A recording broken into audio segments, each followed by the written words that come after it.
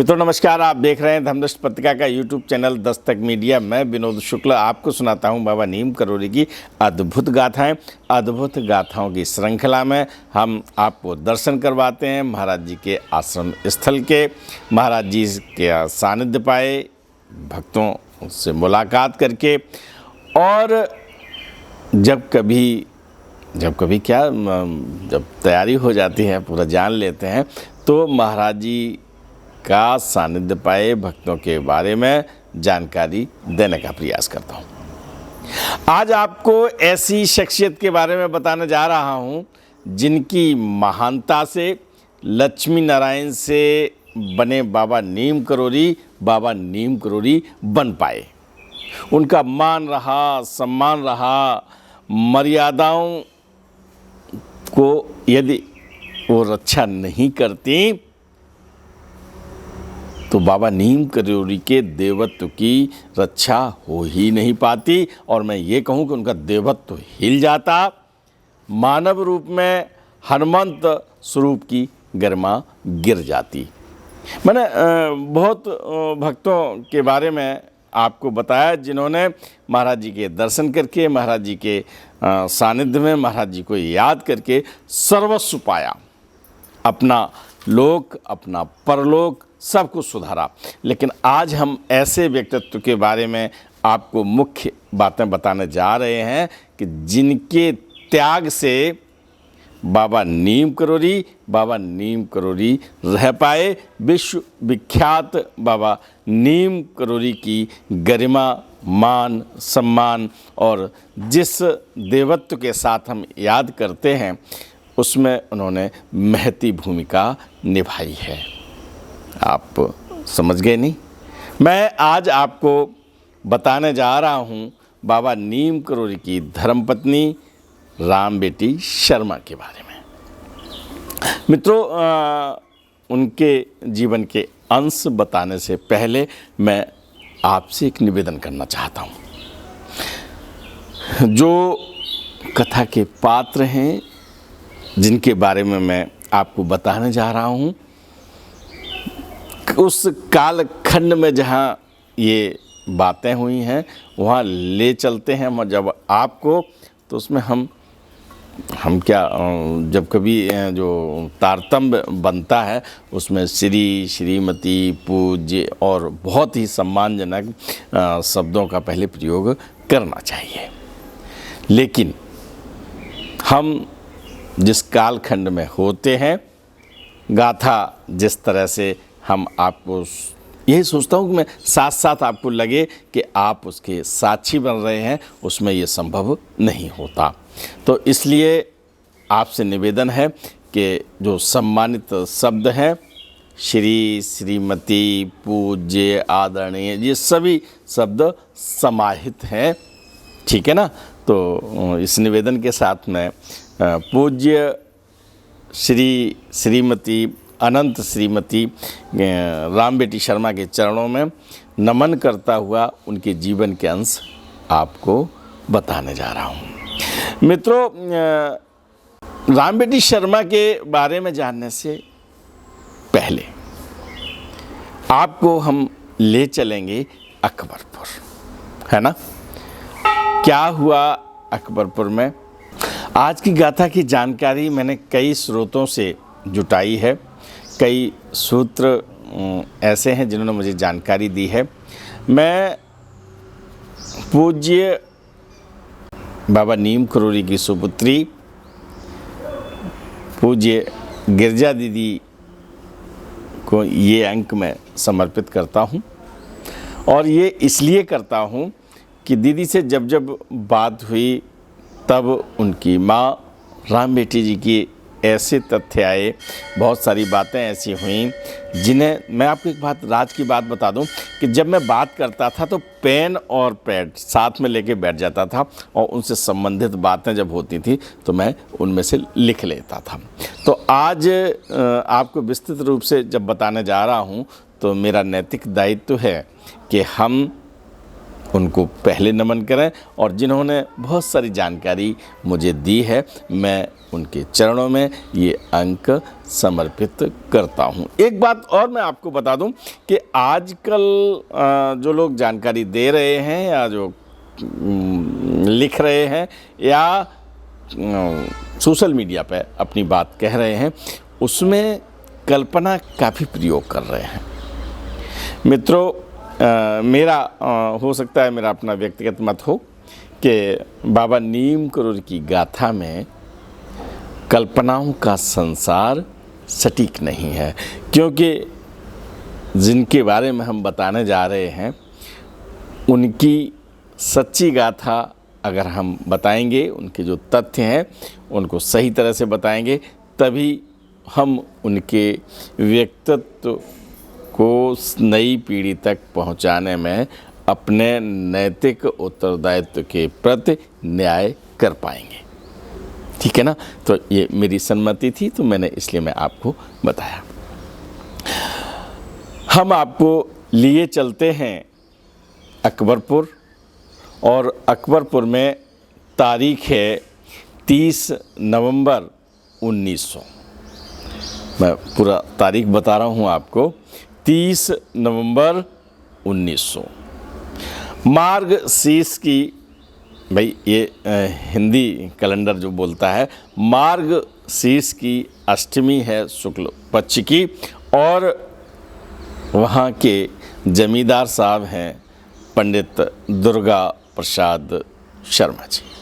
उनकी पत्नी कौशल्या देवी जी को आज ये जो दिन है अति महत्वपूर्ण बन गया है, क्योंकि आज उन्हें एक सुपुत्र की प्राप्ति हुई है, और ऐसे सुपुत्र की प्राप्ति हुई है कोई नहीं जानता कि ये आगे चलकर विश्व विख्यात संत हनुमंत स्वरूप और विश्व को संचालित करने वाली शक्ति हम सबके बीच में एक शिष्य के रूप में पंडित दुर्गा प्रसाद शर्मा कौशल्या देवी को शिष्य के रूप में आज मिली है। तारीख है 30 नवंबर 1900।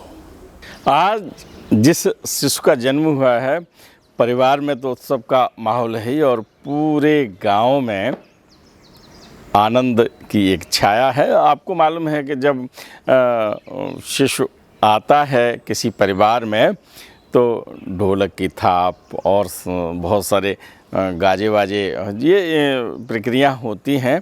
और सही बात ये है कि शिशु आगमन पर पूरा परिवार, पूरा अपना नाते रिश्तेदार जो होते हैं, और जो क्षेत्र होता है वो आनंदमय वातावरण में हो जाता है। और यही एक दृश्य उत्पन्न हो गया है अकबरपुर गांव में। जन्म हुआ उस समय अकबरपुर गांव आगरा जनपद में आता था, लेकिन अब फिरोजाबाद जनपद में है। पता इसलिए बता दिया, कभी मन हो तो आप वहाँ महाराज जी के दर्शन कर सकते हैं। समय पंख लगाकर उड़ता है। बड़े धूमधाम से बच्चे का नामकरण संस्कार होता है, और नाम रखा जाता है लक्ष्मी नारायण शर्मा। लक्ष्मी नारायण शर्मा का लालन पालन होता है, और आपको मालूम है कि पता ही नहीं चलता बच्चा कब बड़ा, बच्चा बहुत गोदी में होता है, बड़ा बिल्कुल शिशु रूप में होता है, फिर धीमे धीमे वो घुटनों चलता है, और घुटनों के बाद जब थोड़ा सा बड़ा होता है, अब उंगली पकड़ के चलने लगता है, और इसके बाद उसकी शिक्षा दीक्षा शुरू हो जाती है। वैसे शिक्षा तो जिस दिन प्रादुर्भाव होता है माँ के पेट से ही शुरू हो जाती है। आपको पता है हमारे यहाँ अभिमन्यु ने गर्भ में ही माँ के शिक्षा ग्रहण की थी, है ना? तो वो सब चीज़ें हैं। उसके साथ लक्ष्मी नारायण शर्मा थोड़े बड़े हुए हैं, और उनकी प्राथमिक शिक्षा का प्रबंध गांव में, अकबरपुर में उस समय प्राइमरी स्कूल नहीं था, बिल्कुल नज़दीक एक गांव है हिरन गांव, वहाँ उनका प्रवेश करा दिया जाता है। और इस समय लक्ष्मी नारायण शर्मा पढ़ रहे हैं प्राइमरी पाठशाला में। कुशाग्र बुद्धि के हैं, ये तो कहने की बात ही नहीं है, है ना?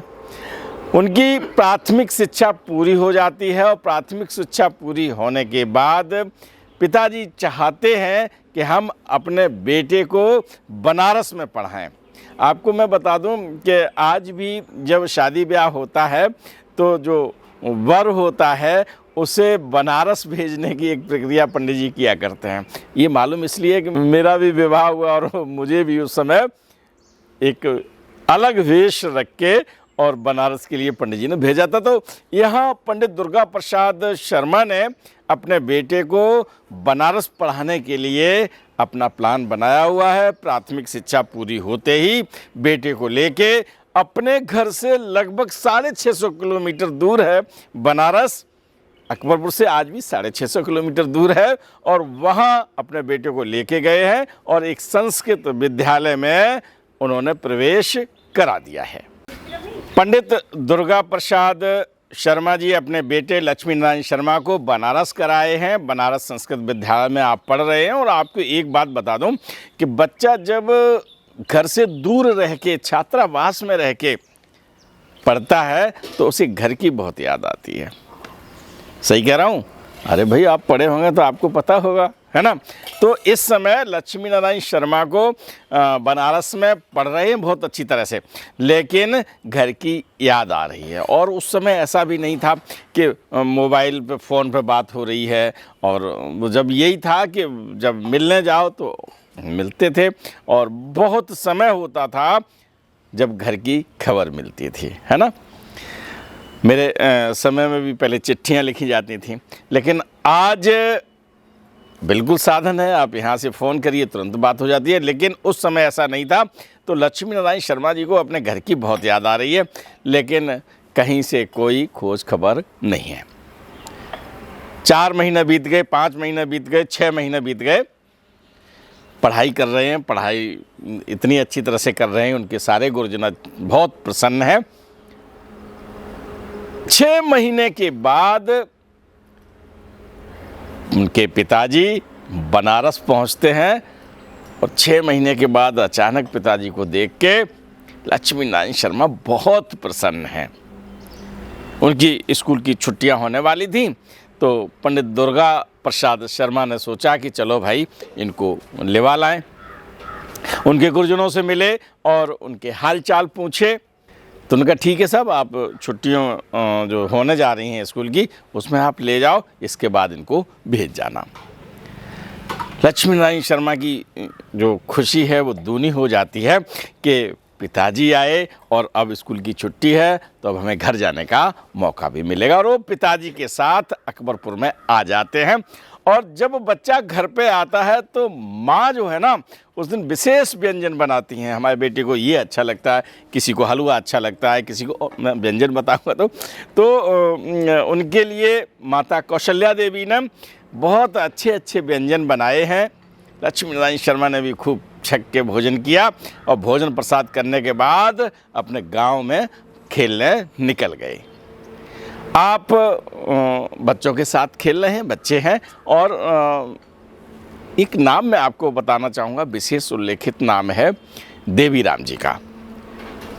लक्ष्मी नारायण शर्मा के वो बाल सखा है और उनके साथ बड़ी चीज़ें बता रहे हैं कि हम ऐसे गए थे, वैसे गए, और वहाँ ऐसे है, वहाँ ऐसे मंत्र पढ़ाए जाते हैं, और मंत्र बोल बोल के वो बताते हैं। देवी राम जी बड़े प्रसन्न हैं कि मेरा दोस्त जो है, मेरा मित्र बनारस पढ़ रहा है और फर्राटेदार संस्कृत में बात कर रहा है, संस्कृत के श्लोक सुना रहे हैं। ये छुट्टियां चल रही हैं, और चूंकि उनके पिता दुर्गा प्रसाद शर्मा जमींदार हैं और जमींदारों के पास पूरी सल्तनत होती है और उसके काम भी बहुत होते हैं। उन कामों में जो जन समाज के हित में काम होते हैं, ऐसे जमींदार भी हुए हैं, और उन्हीं में से अच्छे जमींदारों में से आप माने गए हैं। आप जन जो एक तरह से सुविधाएं आप मान लीजिएगा, जन लोगों के हितार्थ एक कुआं का निर्माण करवाया है। उस समय कुआं खुदवाए जाते थे, आजकल समर लगवाई जाती है। तो कुआं खुदवाया है और कुआं जब खुद के बिल्कुल तैयार होके और जब जल निकल आया है तो फिर भंडारा हुआ करता था। धर्मशाला बन जाए, कुआं खुद जाए, मंदिर बन जाए, तो ये सब होने के बाद लोग उत्सव मनाते थे, भंडारा किया करते थे। तो आज अकबरपुर में भंडारा है और भंडारा की व्यवस्था में बहुत लोग लगे हैं और बहुत लोग आने वाले हैं। इधर भंडारा चालू होता है, उनकी माँ कौशल्या देवी भी उसमें लगी हुई हैं व्यवस्था में। अचानक कौशल्या देवी की तबीयत खराब हो जाती है। जैसे उनकी तबीयत खराब हुई तो जो वैद्य होते हैं, गांव में चिकित्सक होते हैं, हकीम होते हैं, उनको जो बुलाया गया और वो जब तक कुछ कर पाते तब तक माता कौशल्या देवी विदा ले गई। अचानक माँ चली गई हैं और माँ के जाने से घर में शोक का वातावरण है। रिश्तेदार आ रहे हैं, व्यवहारी आ रहे हैं, एकदम उत्सव का माहौल था कुआं बनने पर और अब वहाँ मातम छा गया है। सब क्रियाकर्म होते हैं, समय ऐसा एक मरम है, समय का जो चक्र चलता है, ज्यों-ज्यों सेकंड, मिनट, घंटा, फिर दिन, सप्ताह जब गुजरते हैं तो धीमे धीमे कहते हैं कि जिसने दिया है दर्द वही सहने की शक्ति भी देता है। लेकिन बालक लक्ष्मी नारायण शर्मा बहुत परेशान है। माँ की याद आती है, चुपके चुपके से रोते हैं, है ना, और अपना दर्द किसी से कह नहीं पाते हैं। अध्यात्म की ओर उनका रुख होता है और पूजा पाठ इन सब में उनका समय ज़्यादा लगने लगता है। घर की व्यवस्थाएं अस्त व्यस्त हो गई हैं। माँ पूरी तरह से ध्यान रखती थीं, है ना, और घर की गृहिणी जो चले जाए तो घर फिर मकान होता है, घर घर नहीं रहता। दुर्गा प्रसाद शर्मा जी को उनके व्यवहारियों ने, उनके शुभचिंतकों ने समझाया कि भाई तुम एक काम करो, अपना विवाह कर लो, अभी उम्र भी नहीं ज़्यादा है और अगर विवाह हो जाएगा तो बच्चे पल जाएंगे, घर की व्यवस्थाएं सही चल जाएंगी, जीवन सही मार्ग पे आ जाएगा। और समाज का जब दबाव होता है तो भले ही आदमी नहीं चाहता है, लेकिन एक बार उन बातों पर विचार करता है। पंडित दुर्गा प्रसाद शर्मा ने विचार किया और कई रिश्ते आए हुए थे। उनमें से एक रिश्ता शिकोहाबाद, जो आजकल फिरोजाबाद जनपद में है, उस समय मैनपुरी जनपद में था। तो शिकोहाबाद के पास एक गांव है और उस गांव से एक रिश्ता, पढ़ी लिखी लड़की है, त्रिवेणी देवी, उसका रिश्ता आता है और विधि का विधान है।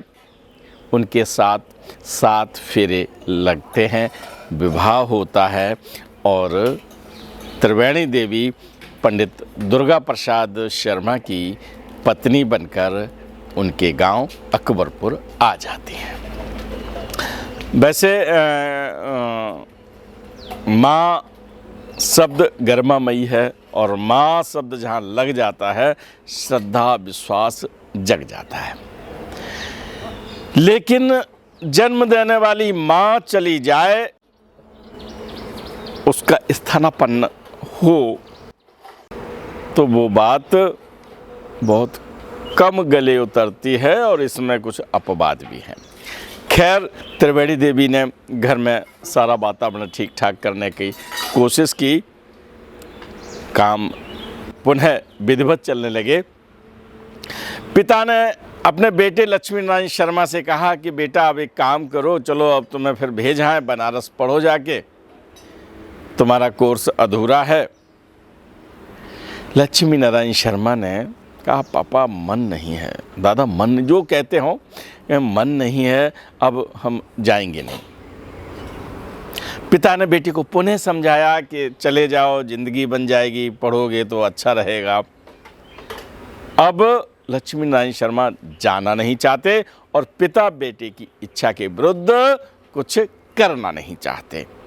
और देखो, घर में होता भी यही है कि अगर कहीं कोई बात है, किसी बिंदु पर चर्चा है और उस पर दो पक्ष हो जाते हैं, दोनों में एक मत हो जाए तो घर स्वर्ग होता है, घर घर बना रहता है। पिता सहमत हो गए, ठीक है, अब तुम हमारा काम धाम देखो। उम्र अभी 10 वर्ष के लगभग है। पिताजी ने, भाई बच्चे जब कोई और काम नहीं है, पढ़ नहीं रहे तो घर का काम देखो, है ना। तो वो अपने घर का सब काम धाम देख रहे हैं और उसके साथ जो उनकी पूजा पाठ का जो क्रम है, सामान्यतः उस उम्र के बच्चे जो करते हैं उससे कई गुना अधिक समय वो पूजा पाठ में देते हैं। हालांकि खेलते हैं, कूदते हैं, मित्रों से बात करते हैं, घर मतलब घर, खेत, खलिहान सब जगह जैसे होता है बच्चों की आम जिंदगी, बिल्कुल वैसे ही लक्ष्मी नारायण शर्मा की ज़िंदगी चल रही है। इधर आपको बता दें, उस समय बाल विवाह का समय चल रहा था। जिसका बेटा 10-11 साल का हुआ, जिसकी बेटी 9-10-11 वर्ष की हुई, माता पिता विवाह के बारे में सोचने लगते थे। त्रिवेणी देवी ने अपने पति से कहा कि अब एक काम करो, लक्ष्मी नारायण पढ़ तो रहा नहीं है, लक्ष्मी अपना अभी खेल कूद में लगा रहता है, हम चाहती हैं कि इसका विवाह हो जाए, और विवाह हो जाएगा तो और ज़्यादा उत्तरदायित्व से काम करेगा, है ना। माँ सोचती है और ऐसा हुआ। पंडित दुर्गा प्रसाद शर्मा ने गंभीरता से इस बात पर विचार किया। इधर लक्ष्मी नारायण शर्मा के माता पिता सोच रहे हैं कि इसका विवाह कर दिया जाए, और उधर एक गांव है कुछ ही किलोमीटर की दूरी पर, बादाम बांस, रेवती राम और राम देवी की कन्या है राम बेटी। 8.5-9 साल के बीच की उम्र है, और कहते हैं जब तक लड़का ढूंढेंगे थोड़ा समय जाएगा और शादी हो जाए। मैंने आपको बताया बाल विवाह का समय चल रहा है। उधर से प्रस्ताव और इधर भी वही बहू की खोज, है ना, दोनों चीज़ें मिल जाती हैं, और विधि का विधान जो होता है वही होता है। कहते स्वर्ग में जोड़े तय किए जाते हैं। बड़े धूमधाम से लक्ष्मी नारायण शर्मा का विवाह बादाम बास से कन्या राम बेटी से हो जाता है। उस समय लक्ष्मी नारायण शर्मा की उम्र 11 वर्ष है, वर्ष 1911 का समय चल रहा है, और राम बेटी की उम्र 9 वर्ष है। वधू बनकर बालिका घर में आ गई है, और सच में होता क्या है कि इतनी छोटी सी उम्र में जो विवाह होते थे वो बिल्कुल आजकल जैसे गुड्डा गुड़िया के खिलौने होते हैं, बिल्कुल वही उम्र होती है, खेल खिलौनों से खेलने की उम्र होती है। जब विवाह हो जाता है तो उस समय सारी परिस्थितियां बदल जाती हैं। घर में लोग लली कहते थे, छोटा बच्चा जिज्जी कह रहा था, है ना। अब यहाँ आते ही लली बहू बन जाती है, भाभी, ननद, ये रिश्ते होते हैं। अब रिश्तों के नाम बदल जाते हैं, है ना, और नाम बदलते ही जो स्वच्छंदता होती है वो उत्तरदायित्व में परिवर्तित हो जाती है। खैर, राम बेटी जी अकबरपुर में आई हैं और बहुत उत्साह का वातावरण है, घर में सब ठीक ठाक चल रहा है। वर्ष 1911 की ये बात है, सब कुछ सामान्य चल रहा है। जो लक्ष्मी नारायण शर्मा हैं, इनका स्वभाव ऐसा है कि संत जनों को दान करना है, किसी को भोजन कराना है ना, और ये सब चलता रहता है। आप घर के काम काज भी कर रहे हैं। राम बेटी जो अभी 9 वर्ष की हैं लगभग, वो अपना काम घर में अपनी सासू माँ के साथ, त्रिवेणी देवी के साथ काम कर रही हैं। सब कुछ ठीक ठाक चल रहा है। लेकिन देखिए, ये सच्चाई है। क्या सच्चाई है? सच्चाई ये है कि जब घर में सदस्य बढ़ते हैं और रिश्ते जब आते हैं, जैसे सास बहू का रिश्ता है, तो सास बहू का रिश्ता कहीं न कहीं थोड़ा सा कसैलापन लिए होता है। मैं सब जगह की बात नहीं कर रहा हूँ, अपवाद सब जगह है, लेकिन कुछ ऐसी बातें यहाँ पर भी चल रही हैं। कभी कभी त्रिवेणी देवी जी अपने पति दुर्गा प्रसाद जी को बता दी कि ऐसा काम हुआ, वैसा काम हुआ। अब है क्या कि 9 वर्ष की बालिका है, वधू बन के आ गई है, तो कुछ काम करेंगी तो कभी गलतियाँ होती। खैर, कुल मिला के सब कुछ ठीक ठाक चल रहा है। लेकिन जब घर में कोई बातचीत होती है तो उससे जो मन की शांति है वो भंग हो जाती है। धीमे धीमे समय की रफ्तार अपने हिसाब से चल रही है, और धीमे धीमे मैं इसलिए कह रहा हूँ कि धीमे धीमे समायोजन होता है। कोई काम होता है तो उसके लिए भी एडजस्टमेंट करना पड़ता है। घर में कुछ बातें अगर ऐसी आती हैं जहां लगता है कि ऐसा नहीं होना चाहिए था और वैसा हो जाता है, इससे थोड़े से खिन्नता की स्थिति लक्ष्मी नारायण शर्मा में होती है। पिता के सामने कुछ नहीं कहते, पिता सब स्थितियां समझते हैं, और जब मन में कोई क्लेश हो जाए, चिंता में बदल जाए, तो लोग अपना निर्णय, कठिन से कठिन निर्णय लेने में चूकते नहीं हैं। और ऐसा ही हुआ। विवाह 1911 में हुआ था। घर में जो सब वातावरण था उससे खिन्न होकर, पूरा साहित्य में वर्णित है, उससे खिन्न होकर लक्ष्मी नारायण शर्मा ने घर से पलायन कर दिया। ये कारण कुछ भी हो, लेकिन विधि का विधान अपना काम कर रहा है। लक्ष्मी नारायण शर्मा वर्ष 1913 में अपने घर से चले गए हैं। शाम को घर में थे। प्रातः बेला में राम बेटी उठती हैं और वो पाती हैं कि लक्ष्मी यानी उनके पति देव नहीं हैं। सोचा होगा कहीं गए होंगे। सुबह जलपान का समय होता है, लक्ष्मी नारायण शर्मा नहीं मिलते हैं। बात पिता तक पहुंचती है। सब लोग इधर उधर देखते हैं। जब थोड़ा घंटा 2-4 घंटा जब समय बीतता है तो खोज खबर शुरू हो जाती है, और ज्यों-ज्यों समय बीतता है त्यों-त्यों जो ढूंढने की प्रक्रिया है वो तेज हो जाती है। उसके घर पूछना है कहीं वहाँ तो नहीं बैठे। देवी राम जी से पूछा गया कि आज लक्ष्मी मिले थे कि नहीं मिले थे। ये सब चल रहा है, लेकिन जाने वाला चला गया है। दिन बीता, रात हुई, दूसरा दिन निकला, कोई पता नहीं चल रहा है। और फिर धीरे धीरे दिन, सप्ताह, महीने, वर्ष गुजरते जा रहे हैं, है ना। और जब शुरुआत हुई ढूंढने की तो नाते, रिश्तेदार, व्यवहारी सब ढूंढ रहे हैं। और ये खबर बादामबास भी पहुंची, तो वहाँ पर भी उनके ससुर, सास, जो रिश्ते में साले हैं, मौसा हैं, चाचा, जितने भी रिश्ते नातेदार हैं, सब लक्ष्मी जी को ढूंढ रहे हैं। लेकिन समय ऐसा नहीं था, वहाँ पर समय का संयोग नहीं था जो उनकी कहीं से कोई खोज खबर मिल सके। कुछ महीने के बीतने के बाद माँ राम देवी अपने पति, बादामबास की बात बता रहा हूँ, रेवती राम से कहती हैं कि लली को बुला लाओ। लली वहाँ रह रही है और सच में उसे अच्छा नहीं लग रहा होगा। लला जाने कहाँ चले गए, अब पता नहीं चल पा रहा है, वहाँ दुखी हो, मतलब अपने घर की बातें कहती है। और रेवती राम जी अकबरपुर आते हैं, अपने समधी से कहते हैं कि लली की विदा कर दो। लली समझ रहे हो ना, राम बेटी। रेवती राम की बात सुनकर पंडित दुर्गा प्रसाद शर्मा थोड़े से चिंतित होते हैं।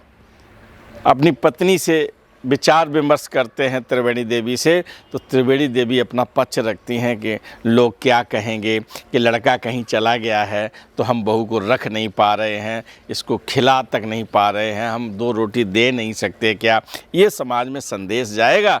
मुझे लगता है कि बहू को नहीं भेजना चाहिए। पत्नी दोनों इस बात से सहमत हो जाते हैं और अपने फैसले की खबर यानी अपने समधी साहब से कहते हैं कि अभी बना रहने दो, सामाजिक व्यवस्थाएं हैं इसमें और ऐसा होगा तो लोग क्या कहेंगे। रेवती राम जी दुखी मन से चले आते हैं। उनकी पत्नी बादामबास में पूछती हैं कि लली को लेके नहीं आए, तो उन्होंने कहा कि हमसे बात की और बड़े प्यार से उन्होंने कहा कि भाई अभी बना रहने दो, हम आपकी बेटी को यानी अपनी बहू को बहुत सुखी रख रहे हैं, जो संसाधन दे सकते हैं, लेकिन हमारा बेटा जाने कहाँ चला गया है, खोज खबर जारी है। लेकिन इन सब बातों से माँ के कलेजे को शांति नहीं मिलती। माँ चाहती है उनकी बेटी मेरे पास आ जाए। रेवती राम समझाते हैं कि घर उसका वही है, आज नहीं तो कल दामाद साहब आ जाएंगे, सब व्यवस्थाएं सही चल जाएंगी। ये ऐसे शब्द हैं जब आगे की बात आती है तो उसमें पीड़ा होती है। राम देवी कुछ सुनना नहीं चाहती, लेकिन समय है, समय को काटना पड़ेगा। और बेटी इधर दुखी है, कभी कभी उससे भी उनकी सास पूछती हैं त्रिवेणी देवी कि तुमने तो ना कछ कह दी, लला चले गए, का कछ बात भई। और जब ये प्रश्न उनसे किया जाता है राम बेटी जी से, तो दर्द होना स्वाभाविक है। खैर, जब घर में पति असहमत होता है किसी बात से, तो राम बेटी की माँ बादामबास में अपने मौसी के लड़के से कहती हैं कि देखो तो गए थे, विदा कराने गए थे और उन्होंने मना कर दी, अब ऐसा करो, देखो भाई लिवा लाओ लली को, राम बेटी दुखी हुए। मतलब अपनी भाषा में वो कहती हैं। होता क्या है कि उनकी मौसी के लड़के यानी अब राम बेटी के नानी मौसी है ना, नहीं समझ में आए, ये रिश्ते ऐसे हैं जो समझना। जो राम बेटी जी की माँ है, उनकी मौसी के लड़के आते हैं और फिर से अकबरपुर में पंडित दुर्गा प्रसाद शर्मा जी से निवेदन करते हैं कि कुछ दिन के लिए भेज दीजिए, अगर बादामबास में ये रहेंगी तो थोड़ा मन बहल जाएगा, आप जब बताओ तो हम फिर यहाँ कर जाएंगे। अपना अनुनय विनय करते हैं, फिर पति पत्नी विचार विमर्श करते हैं और फिर कहते हैं कि चलो ठीक है, 1 सप्ताह के लिए भेज दो, थोड़ी आबो हवा बदलेगी, घर में वातावरण थोड़ा वहाँ अलग से मिलेगा, सखी सहेलियाँ मिलेंगी, घर वाले मायके वाले मिलेंगे तो इसका मन अच्छा हो जाएगा। इस उद्देश्य से पंडित दुर्गा प्रसाद शर्मा अपनी पुत्रवधू राम बेटी को उसके मायके बादामबास भेज देते हैं। अथाह दर्द लिए राम बेटी अपने मायके आ गई हैं। सखी सहेलियाँ, चाची ताई, जो रिश्ते हैं, बहन हैं, सब आके दुखी हो रहे हैं, क्योंकि आज उनकी बेटी राम बेटी बेहद वेदना में है। कई महीने गुजर चुके हैं, लेकिन उनके पति लक्ष्मी नारायण शर्मा का कहीं कोई अता पता नहीं लग पा रहा है। जितने संसाधन हो सकते हैं, जहाँ तक खोजबीन की जा सकती है, सब सारे उपाय कर लिए हैं। कोई भी ऐसा सगुनिया नहीं छोड़ा जो अपना ज्योतिष जैसे होता है, ज्योतिषी से गए, जहाँ जो मिला उससे पूछा, पूजा पाठ सब कुछ किया, लेकिन सब बेकार है। लक्ष्मी नारायण शर्मा नहीं मिल पा रहे हैं।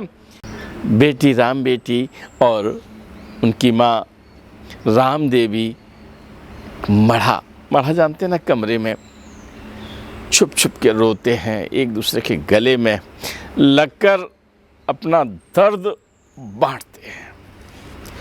पिता सामान्यतः घर में जब आते हैं तो सामान्य देखने की कोशिश करते हैं, लेकिन पिता का दर्द जो है चेहरे पर झलक जाता है। राम बेटी केवल यही सोचती हैं कि पता नहीं कहाँ कैसे क्या हुआ, हमने तो कोई गलती की नहीं, कौन सी खता किनसे हो गई जो आज उनके पति घर से चले गए, हम मायके में हैं। और जब अकेली बैठती हैं तो दिल का झंझावात उठ जाता है, जाने कहाँ होंगे, खाना खाया होगा कि नहीं खाया होगा, कैसे रह रहे होंगे, गर्मी निकल गई, सर्दी निकल गई, अब कुछ भी पता नहीं चल पाने पे मन और भड़बड़ाता है। रोती हैं, सिसकती हैं, भगवान से अपनी गुहार लगाती हैं, पूजा करती हैं, अर्चना करती हैं, अनुष्ठान जो बता देता है वो करती हैं, विद्वानों से राय ली जाती है, सब कुछ कर रहे हैं, लेकिन कहीं कोई खोज खबर नहीं है। रेवती राम बड़ी दूर दूर तक गए, अपने दामाद का कोई अता पता बता दे। इधर अकबरपुर में भी उनके पिता पूरा प्रयास कर रहे हैं। अब 1 वर्ष होने को है, लेकिन कोई अता पता नहीं लग रहा है। 1 वर्ष बीतने के बाद और ज़्यादा स्थिति होती है, क्योंकि समय कटता रहता है, समय की अपनी रफ्तार है। कहते हैं कि न कोई चिट्ठी न संदेश, जाने तुम कहाँ चले गए। जगजीत सिंह की ये पंक्तियाँ बाद में लिखी गई, लेकिन यहाँ पर बिल्कुल सटीक बैठती हैं, कहीं पता ही नहीं चल रहा है। और सच में समय का आईना झूठ नहीं बोलता, हर सच अपनी तस्वीर लेकर आता है, उसके आईने में कहीं कोई गलत नहीं होता, क्योंकि हम समय के साथ चलते हैं और समय कभी लगता है बहुत निष्ठुर हो गया है, कभी लगता है फेवर में है, हमारे प्रतिकूल जा रहा है, फिर कभी अनुकूल जा रहा है, ये सब चलता रहता है।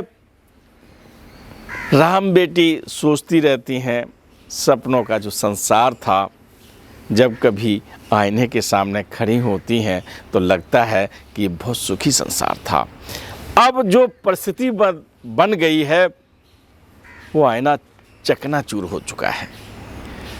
दिन में पूजा, जप, तप, अनुष्ठान जो कुछ भी है उसके हिसाब से सब चलता रहता है। गांव में एक शिव जी का मंदिर है, अक्सर जाती हैं राम बेटी, वहाँ बैठ जाती हैं, अपनी ध्यान साधना वहाँ करती रहती हैं।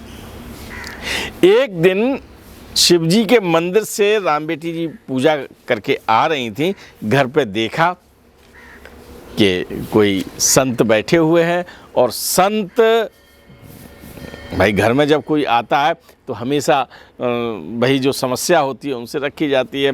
उनके सामने समस्या रखी गई कि राम बेटी के पति चले गए हैं, अब पता नहीं, उनका कोई पता नहीं मिल पा रहा है। तो संत ने कहा, इस बेटी के पति ज़रूर मिलेंगे, मैं कहता हूँ कि इनके पति वापस आएंगे, लेकिन केवल एक काम है, बिटिया ने पूजा कर ले। पूजा तो वो वैसे भी ज़्यादा करती, नहीं हम बताएं वैसे कर लें। बताइए साहब, उन संत जो बाबा घर पे बैठे हुए थे, उन्होंने कहा कि थोड़ी सी कठिन है, शिव जी की पूजा करें, और शिव जी की पूजा जब ये कर लेंगी तो इनके पति के दर्शन अवश्य होंगे। उन्होंने बताओ साहब क्या कैसे करना चाहिए। उन्होंने कहा आटा लें, जौ का आटा ले लें और उसके 3 भाग कर लें। एक भाग शिव जी के भोग के लिए, दूसरा भाग गाय माता के लिए, और तीसरे भाग की रोटी बनाए और बिटिया खुद उसको ग्रहण कर लें। ये उन्होंने एक विधि बताई, शुरू हो गई। बाबा तो चले गए, संत अपनी बात कह के चले गए। राम बेटी ने ये अनुष्ठान, ये तप शुरू कर दिया। जौ का आटा लेती हैं, 3 भाग करती हैं, एक में शिव जी का भोग बनाती हैं, दूसरे को गाय माता और तीसरे में अपना भोग लगाती हैं।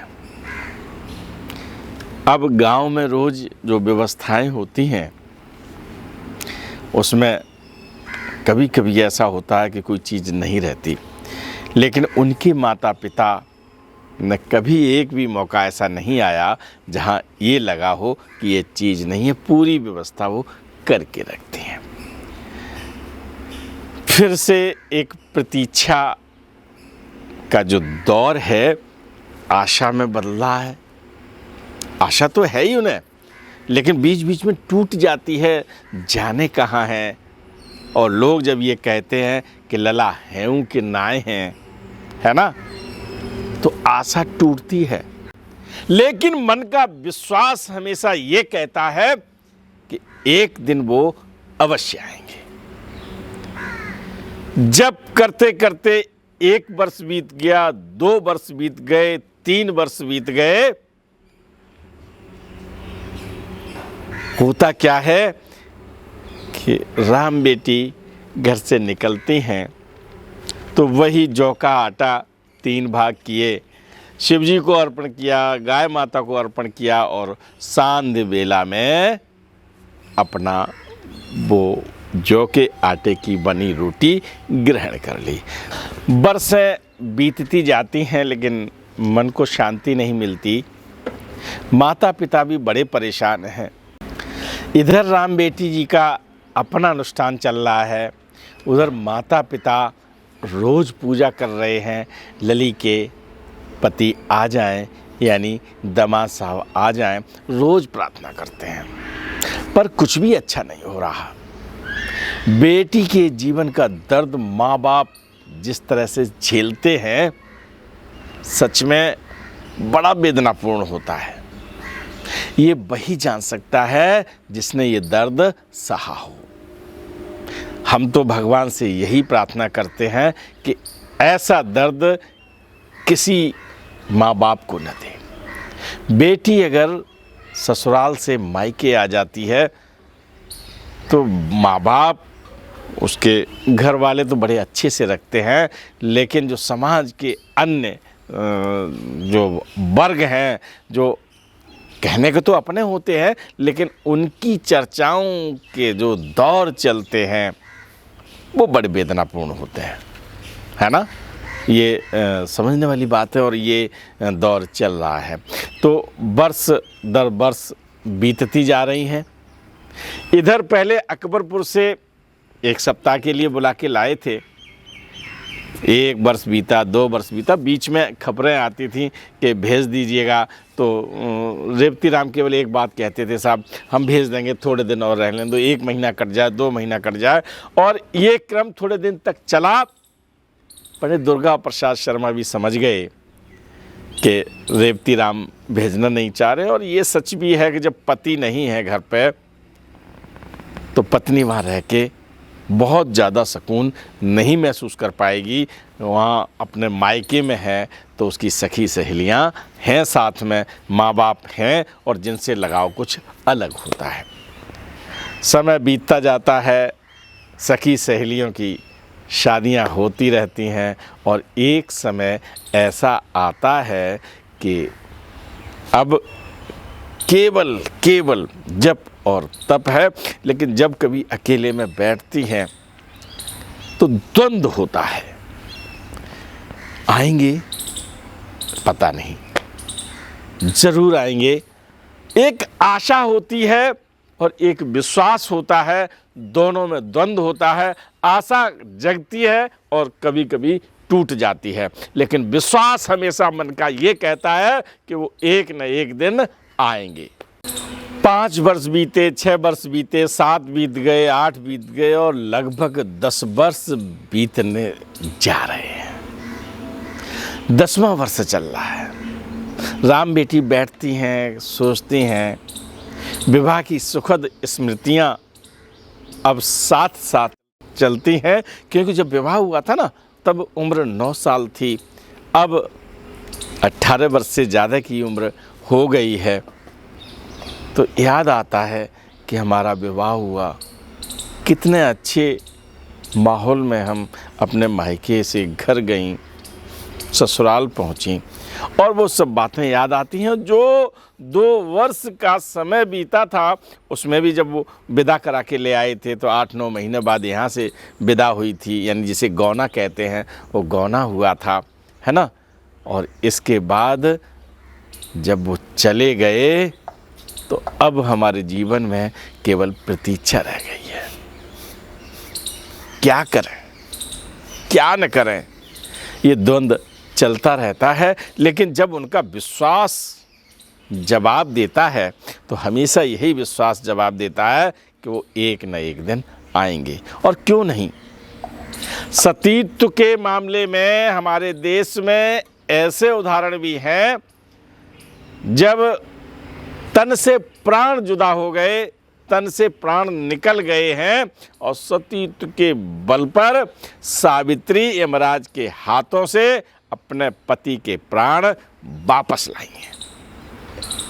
तो आज फिर से उसी सतीत्व की परीक्षा है।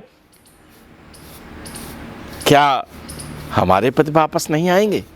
बिल्कुल आएंगे। और ये मन का विश्वास जो है वो उनको अपनी दृढ़ता दिलाए हुए है। इस संसार में बातें होती हैं और 10 वर्ष बीतते बीतते और लोग भी ये कहने लगते हैं, समाज ये कहता है कि जिसकी प्रतीक्षा में तुम बैठी हो वो अब पता नहीं इस संसार में है कि नहीं है। कोई संदेश नहीं मिला, कोई चिट्ठी नहीं मिली। लोग कहते हैं वो पढ़े लिखे थे, उस समय प्राइमरी मतलब कक्षा 5 की भी एजुकेशन बहुत मानी जाती थी, और वो तो भाई बनारस पढ़ के आए थे। तो ये लोग कहते हैं कि लला पढ़े लिखे थे, अगर वे होते तो चिट्ठी ज़रूर लिखते। ये बातें सुनने की राम बेटी आदी हो गई थी। कौन क्या कह देगा, बड़े प्यार से और कहाँ पर कौन सा दर्द उभार देगा, है ना, ये पता नहीं था। लेकिन एक बात में तब भी सत्य थी, आज भी है और युगों तक रहेगी। पतिव्रता पत्नी यदि कुछ ठान ले तो तकदीर लिखने वाला भी अपनी इबारत पर पुनः विचार करता है। हमने जो लिखा है वो सच है या नहीं। अब जब लगभग 10 वर्ष समापन पर है, शिव जी की परीक्षा है भगवान की। भक्त पूजा कर रहा है और भक्त को पूरा विश्वास है कि उनके पति आएंगे। लीलाधर, मैं लीलाधारी कहूँगा कि इतनी बड़ी तपस्या अपनी सीता को करवा दी जो किसी भी दौर में बहुत मुश्किल होती है ना। राम ने सीता के साथ वनवास काटा था और सीता ने फिर अकेले भी काटा था, है ना। ये सब आपका सुना हुआ है। इधर राम बेटी जी का विश्वास हमेशा यही जवाब देता है कि लक्ष्मी नारायण शर्मा यानी उनके पति वापस आएंगे। उधर मैंने बहुत सारी गाथाएं आपको सुनाई हैं और उसमें हमने आप संक्षेप में, आज क्योंकि प्रसंग है तो बताऊंगा तो मैं बिल्कुल ही कि जन्म महाराज जी का 1900 में हुआ, 1911 में विवाह हो जाता है, 13 में गृह त्याग कर देते हैं, ये मैंने आज भी बताया। और बावनिया पहुंचते हैं जहां उन्हें लक्ष्मी नारायण शर्मा से एक नाम मिलता है उनके। अब वो हमें अभी तक आश्रम नहीं पता चला है, जब पता चलेगा तो मैं बताऊंगा। वहाँ लक्ष्मण दास, बाबा लक्ष्मण दास बन जाते हैं, ये नया नाम मिल जाता है। और वो फिर बवनिया आते हैं, तालाब में तप करते हैं तो तलैया बाबा बन जाते हैं। आप देखिए एक समायोजन बड़ा, एक सामंजस्य, एक संयोग बहुत बड़ा है इधर राम बेटी जी शिव जी की तपस्या में है और उधर लक्ष्मी नारायण शर्मा भी तपस्या में है।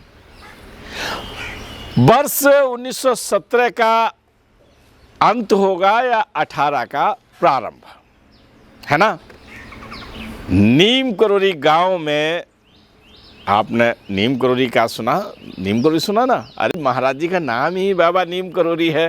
तो ये उत्तर प्रदेश के फर्रुखाबाद जनपद में एक गांव है छोटा सा, जहां आजकल बाबा का धाम है।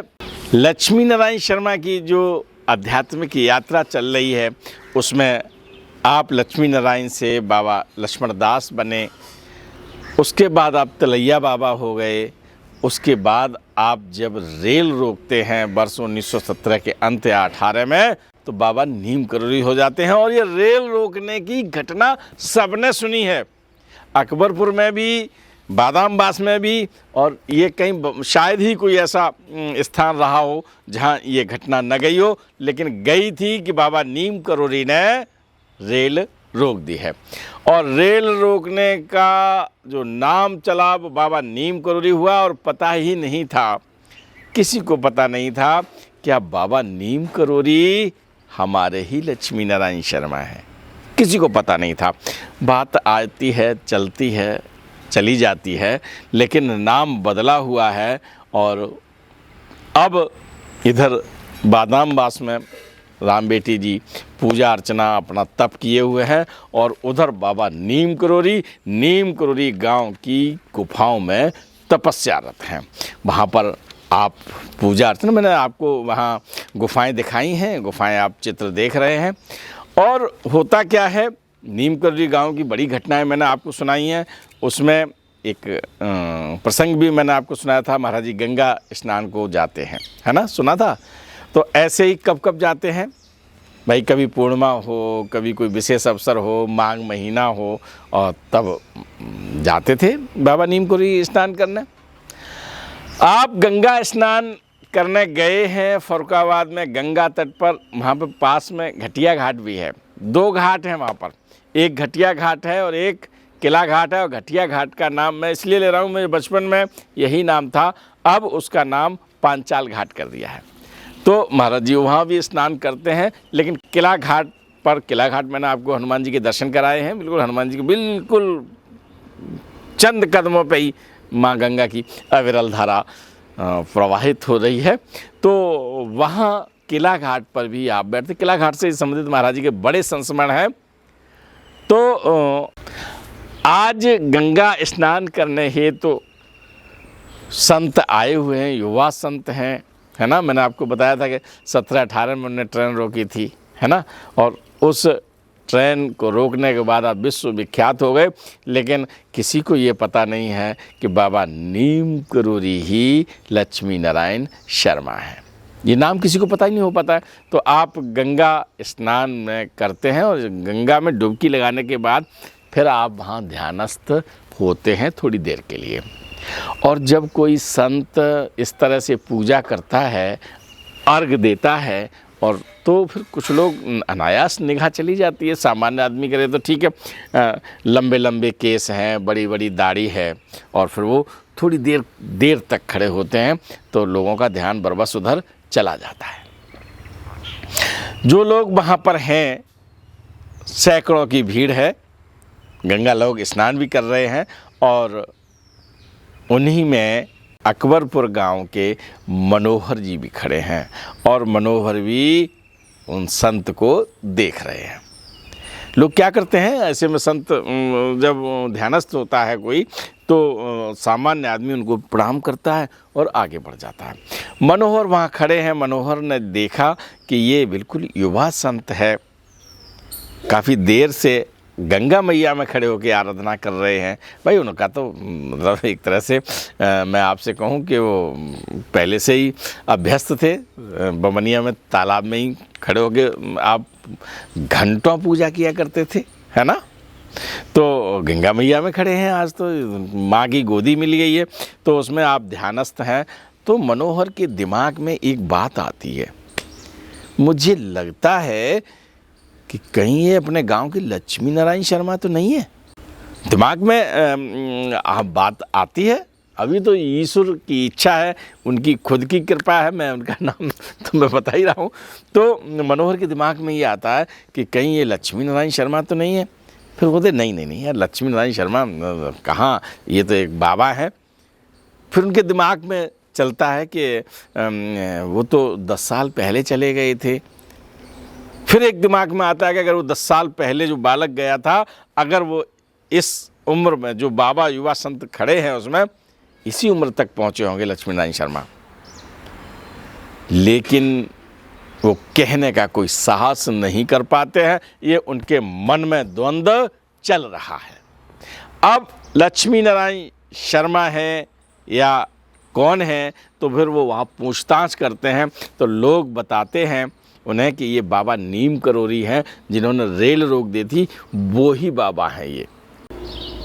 मनोहर गंगा तट से चले आते हैं गांव अकबरपुर और अपने मन का द्वंद्व पंडित दुर्गा प्रसाद शर्मा जी से कहते हैं कि हमने ऐसे हम गंगा नहाने गए थे, तो जो किला घाट है, फर्रुखाबाद रेजिमेंट वहाँ पर है, राजपूत रेजिमेंट का मुख्यालय है, और वहाँ पे गंगा तट को वहाँ पे किला घाट है बोलते हैं। तो जो किला घाट है वहाँ पर एक युवा तपस्वी गंगा जी में स्नान करके और काफ़ी देर तक वो अपना ध्यान लगाए रहे। मुझे लगा कि कहीं ऐसा तो नहीं वो लक्ष्मी भैया हों। दुर्गा प्रसाद पूछते हैं कि तुमने फिर उनसे कहा नहीं, पूछ लेते वहाँ। वो बताते हैं कि हमने इसलिए नहीं कहा कि अगर बाई चांस अपने ही लक्ष्मी भैया है तो क्या होता कि वो हमें बताते नहीं और वो वहाँ से जा भी सकते थे। लोगों ने बताया कि ये बाबा नीम करोरी हैं। अब आप एक काम करो, वो अभी हैं वहाँ पर गंगा तट पर, वो गंगा जी पर रहेंगे और गंगा जी ये हम बातचीत करे आए वहाँ पर, और भाई अब आप बताओ। पंडित दुर्गा प्रसाद शर्मा विचार विमर्श करते हैं घर में, फिर वो जाने का निर्णय लेते हैं। वो अपने बहुत विश्वस्त हैं, रघुवीर प्रसाद जी, श्री राम हैं, इन 2 लोगों को और लेते हैं, मनोहर तो साथ में है ही, और 4 लोग अकबरपुर से प्रस्थान कर देते हैं गंगा तट फर्रुखाबाद के लिए। आप गंगा तट फर्रुखाबाद में पहुंच गए हैं। अब तलाश है उन युवा संत की। मन में ये आ रहा है कि बाबा नीम करोरी ही कहीं हमारे लक्ष्मी नारायण शर्मा तो नहीं है, अपना लक्ष्मी तो नहीं है, ये मन में चल रहा है। और केवल अपना शक दूर करने के लिए, शक क्यों कि भाई बाई चांस नहीं हुए तब भी कोई बात नहीं है, प्रयास तो जारी रहता है। 10 वर्ष बीत चुके हैं। झाड़ियों की ओट में गंगा के तट पर आज भी किला घाट में झाड़ियाँ हैं, मैं आपको लाइव किया था तो मैंने दिखाया था। तो उधर झाड़ियों की ओट में 4 लोग खड़े हो जाते हैं, क्योंकि उन्हें डर है कि कहीं ऐसा ना हो कि अगर वो युवा संती हमारे लक्ष्मी हैं और वो देख के चले जाएं। झाड़ियों की ओट में खड़े हैं, लोग आ रहे हैं, और संत भी आ रहे हैं और सामान्य आदमी भी आ रहे हैं, स्नान कर रहे हैं, जा रहे हैं। युवा संत जिन्हों को मनोहर ने देखा था वो अभी तक नहीं आए हैं। दिल की धड़कनें तेज हो जाती हैं, मन में द्वंद्व चलता है कि आज आए ना आए पता नहीं, ये चलता रहता है मन का द्वंद्व। 4 लोग बोलते भी नहीं हैं ज़्यादा, क्योंकि जब इस तरह की बात होती है तो मन में जो चलता है उससे कुछ व्यक्त नहीं करते। केवल ऐसे हम कहें कि साथ साथ ये देख रहे हैं कि आ रहे हैं वही बाबा जी, और भाई मार्क करने के लिए किसको लाए हैं? जिन्होंने देखा है मनोहर को लाए हैं। 4 लोग खड़े हैं, सामने से वही संत, युवा संत आते हुए दिखाई पड़ रहे हैं। मनोहर थोड़ी सी हरकत करते हैं और दुर्गा प्रसाद कहते रुक जाओ, स्नान कर लेने दो। संत उसी तरह से आए, उन्होंने स्नान किया, ध्यान किया, निकले, सफ़ेद धोती पहने हुए हैं, और जैसे ही वो आगे बढ़ते हैं चारों लोग आ जाते हैं उनके रास्ते में। और जैसे ही रास्ते में चारों लोग खड़े होते हैं, ये चारों लोग उनके चेहरे की तरफ देख रहे हैं और दुर्गा प्रसाद को मन में आ गया कि हाँ, ये लक्ष्मी ही है। और जो नज़दीकी हुई तो वो युवा संत तुरंत दुर्गा प्रसाद के चरणों को स्पर्श करने के लिए झुकते हैं, और जैसे ही उन्हें चरण स्पर्श किए दुर्गा प्रसाद को लग जाता है कि खोया हुआ बेटा हमारा लक्ष्मी यही है। ये अद्भुत मिलन गंगा तट पर हो रहा है, और जिसकी साक्षी बन रही हैं स्वयं गंगा मैया। 10 वर्षों के अंतराल के बाद पिता पुत्र मिले हैं, दोनों गलवैयाँ डाले हैं, और उनके नैनों से अविरल धार बह रही है। इस दृश्य को देखकर जो साथ में मनोहर हैं, रघुवीर प्रसाद जी हैं, श्री राम हैं, सब के सब अब रो रहे हैं। किसी कष्ट में नहीं रो रहे हैं, ये खुशी के आंसू हैं। और जब आदमी ज़्यादा दुखी होता है तो रोता है, और आदमी बहुत ज़्यादा खुश होता है तो रोता है। इस समय ऐतिहासिक जीवन का ऐतिहासिक पल है, जहाँ बाबा नीम करोली का नाम सुन रहे थे और उन्हें पता ही नहीं था कि जो नीम करोली बाबा हैं वही हमारा लक्ष्मी है, वही लक्ष्मी नारायण शर्मा है। पिता अपनी बाहों में लिए हुए हैं, पुत्र भी अपने पिता के हृदय से लगकर दोनों बहुत देर तक रोए। वहाँ से चल के किला घाट पर जो हनुमान जी हैं, वहाँ कुटिया बनी हुई है, उस कुटिया में आके सब लोग बैठ जाते हैं, बातों के दौर चलते हैं। जो बातें होती हैं उनमें पिता घर चलने के लिए कहते हैं। बाबा नीम करोली क्षमा मांगते हुए कहते हैं कि अब हमारा जीवन कोई दूसरी तरफ हो गया है। वो उन्हें याद दिलवाते हैं कि आज भी आपकी अर्धांगिनी इंतजार कर रही है। बहरहाल स्वीकृति होती है बाबा नीम करोली यानी लक्ष्मी नारायण शर्मा की, और उनके केस, उनकी बड़ी हुई दाढ़ी, उनका वेश परिवर्तित होता है। वहीं पर उनके बाल बनवाए जाते हैं और फिर वो चले आते हैं गंगा तट से अकबरपुर धाम। उत्सव का माहौल है, जिसको पता है वो खुश है। ये तारीख थी 15 अगस्त 1923 की। आप वर्ष 1913 में गए थे और आज जब वापस आए हैं तो वर्ष 1923 है और तारीख 15 अगस्त। पूरे गांव में उत्सव है। अब आप समझ लीजिए कि 10 वर्षों के बाद किसी का बेटा वापस आया है तो क्या माहौल रहा होगा। बहुत खुशी है। और इस खुशी की बात को बताने के लिए एक संदेश वाहक भेजा बादामबास। बादामबास खबर करने के लिए संदेश वाहक गया है और उसने जैसे ही ये बताया है कि लक्ष्मी नारायण शर्मा यानी आपके दामाद साहब आ चुके हैं, कल वो अपनी धर्मपत्नी को बुलाने के लिए आ रहे। घर में माता हैं, पिता हैं, बहनें हैं, जो भी भाई हैं, जो भी हैं, वो सब के सब बहुत प्रसन्न हैं। कोई पूछता कैसे लग रहे हैं, कैसे दिख रहे हैं।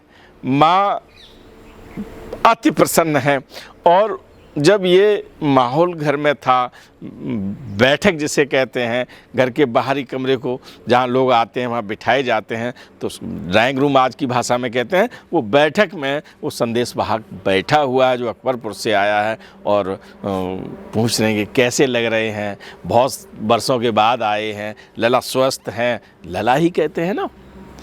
तो उस समय शिव जी के मंदिर से राम बेटी जी आ रही हैं, शिव जी का भोग लगाकर, गाय माता का भाग देकर। अपना भाग अभी ग्रहण नहीं किया है, और जब उनको ये लगता है कि लला लौट आए हैं, ये शब्द लला आ गए हैं, ये शब्दों की जब कानों में गूंज होती है तो समझ जाती है कि आज उनके पति वापस आ गए। इतना लंबा इंतजार, जहाँ लोग आस तोड़ देते हैं, लोगों के विश्वास टूट जाते हैं, आज उन्हें पता ये लगता है कि आज हमारी तपस्या शंकर जी ने सुन ली है और उन्होंने इन्हें भेज दिया है। शरीर है, मानव शरीर में तरह तरह के परिवर्तन होते हैं। वो इतनी हर्ष में हैं, बहुत खुश हैं, लेकिन आंखों से आंसू आ रहे हैं। सामने से माँ आई और माँ ने गलवैयाँ भर ली, दोनों रो रही हैं। देखिए, जिस दिन वो अकबरपुर से विदा होकर बादामबास आई थी, जब उनके पति चले गए थे, उस दिन भी माँ बेटी ने खूब रुदन किया था, और आज फिर से रो रही हैं। वो दुख का रुदन था, आज वो खुशी के आंसुओं की अविरल धारा बह रही है। वहाँ जितने लोग हैं सबकी आंखें नम हो गई हैं। अब तैयारी हो रही है विदा की, कल आएंगे और वो अपनी पत्नी की विदा करा के जाएंगे। बड़ी तेज़ी से विदा की तैयारी शुरू हो गई हैं बादामबास में। एक दशक के बाद 10 साल बीत गए हैं। 10 वर्ष बहुत होते हैं। मन का विश्वास दृढ़ था राम बेटी का, इसलिए आज कायनात भी उनको प्रणाम कर रही है। और मैं आपको बता दूं कि अगर किसी का विश्वास दृढ़ होता है तो फिर कोई वजह नहीं होती कि वो अपने मनोरथ को सार्थक करने में कहीं कोई कोर कसर रह जाए। कहीं पर नहीं होता, उनका मनोरथ सार्थक होता है। विदा की तैयारी में सब लोग लग गए हैं। अब उनको कल लला आएंगे, लला है ना, वो चाहे बाबा नीम करोरी आप कह लीजिए, चाहे लक्ष्मी नारायण शर्मा कह लीजिए, और चाहे लला कह लीजिएगा। अब वहाँ तो उनकी ससुराल में जो उन्हें ललाई कहा जाता है, तो लला की आव भगत के लिए क्या क्या तैयारी की जाए, क्या क्या हो। और इसी में एक रात कटती है ना। दूसरे दिन लला अपने सखा देवी राम के साथ ससुराल आ जाते हैं बादामबास। बादामबास मैंने अम्मा से बातचीत की थी, वहाँ पर मैं गया था, तो वही घर, वहीं पर पधार गए हैं लक्ष्मी नारायण। लला आ गए हैं और लला की आव भगत में सब लोग जुटे हैं। बेटी की तैयारी करनी है। आजकल तो ब्यूटी पार्लर है ना, वहाँ चले जाओ। लेकिन तब सखी सहेलियाँ ही तैयार किया करती थीं। तो राम बेटी को उनकी सखी सुभद्रा और श्री देवी हैं, ये दोनों सहेलियाँ आ गई हैं, उनको बहुत अच्छी तरह से तैयार कर रही हैं। भोजन प्रसाद जलपान सब कुछ हुआ, और इसके बाद आज वो दृश्य जिसका 10 वर्षों से इंतज़ार था, माँ राम देवी को सामने देखने को मिला, जब विदाई का टीका अपने दामाद के साथ बेटी का टीका करने का अवसर आया। दोनों बैठे हैं। आज राम बेटी जी ने एक बार फिर साबित कर दिया, जिस तरह से सावित्री ने साबित कर दिया था, उसी तरह से बिल्कुल राम बेटी ने साबित कर दिया कि अगर सतीत्व कोई प्रण कर ले तो वो पूरा करना पड़ता है ऊपर वाले को, कहीं कोई संदेह नहीं होता। टीका किया गया और बहुत सम्मान से अपने बेटा यानी लला दामाद लक्ष्मी नारायण शर्मा और राम बेटी की वहाँ से विदाई होती है। धूमधाम से उनका अकबरपुर में स्वागत होता है। दोनों चीज़ें ना, वहाँ से विदाई हुई और अकबरपुर पहुँच गए अपने घर। अपने घर में आज लला अपनी बहू को लेके घर आए हैं। बहुत अच्छा स्वागत, बहुत भव्य तैयारी इधर भी की गई थी। आप जानते हो बहुत सारी चीज़ें होती हैं और बहुत उत्सव, बिना कोई माहौल ऐसा नहीं है किसी को कोई पर्व हो, और इससे बड़ा पर्व परिवार में हो नहीं सकता कि 10 वर्षों के बाद आज उनका बेटा, उनकी बहू घर में आई है। बहुत अच्छा खुशनुमा माहौल है। दोनों लोग अपना जो दाम्पत्य जीवन के उत्तरदायित्व हैं उनको निभा रहे हैं। अब होता क्या है कि अतीत जब कुछ कर देता है, यानी 10 वर्ष का अंतराल है और 10 वर्ष के अंतराल के बाद फिर दाम्पत्य जीवन प्रारंभ होता है, तो कुछ यादें होती हैं, कुछ मीठी होती हैं, कुछ कड़वी होती हैं, और ये अतीत भी साथ साथ चलता है। त्रिवेणी देवी ने, जो उनकी सासू माँ हैं, वो पूरी तरह से अपनी बहू को लाड करती हैं, प्यार करती हैं, लेकिन कभी कभी आ जाता है ना, सब में आ जाता है ना, तो वो चीज़ भी घर में चलती है। पंडित दुर्गा प्रसाद शर्मा बहुत अच्छी तरह सब बात समझते हैं माहौल को, और वो अब अपने बेटे को, अपनी पुत्र बहू को किसी भी शर्त पर खोना नहीं चाहते। बहुत सतर्क हैं। उन्होंने अपनी पत्नी को समझाया कि माहौल बहुत अच्छा करो, आप बढ़िया तरीके से रहो, है ना। और एक बात बताएं आपको, आजकल हमारे नाना बहुत परेशान है। देखिए, ये बहुत ही योग्य परिवार के मुखिया की पहचान है कि वो अपने हिसाब से उस घर के माहौल को एडजस्ट करे। तो उन्होंने कहा कि आप एक काम करो कि यहाँ तो सब काम हो रहा है, नाना बहुत परेशान है और नाना की प्रॉपर्टी बहुत ज़्यादा है, तो उसकी देखभाल के लिए वो चाहते हैं कि आप उनका साथ दो। किसने कहा? दुर्गा प्रसाद जी ने अपनी पत्नी त्रिवेणी देवी से कहा कि ऐसा कर लो। तो उनको विधि ये भी देता है ना, विधि की व्यवस्थाएं होती हैं, तो उन्होंने इस बात पर स्वीकृति दे दी। और जब कोई बात घर में सहमत बन जाती है तो और अच्छा वातावरण हो जाता है।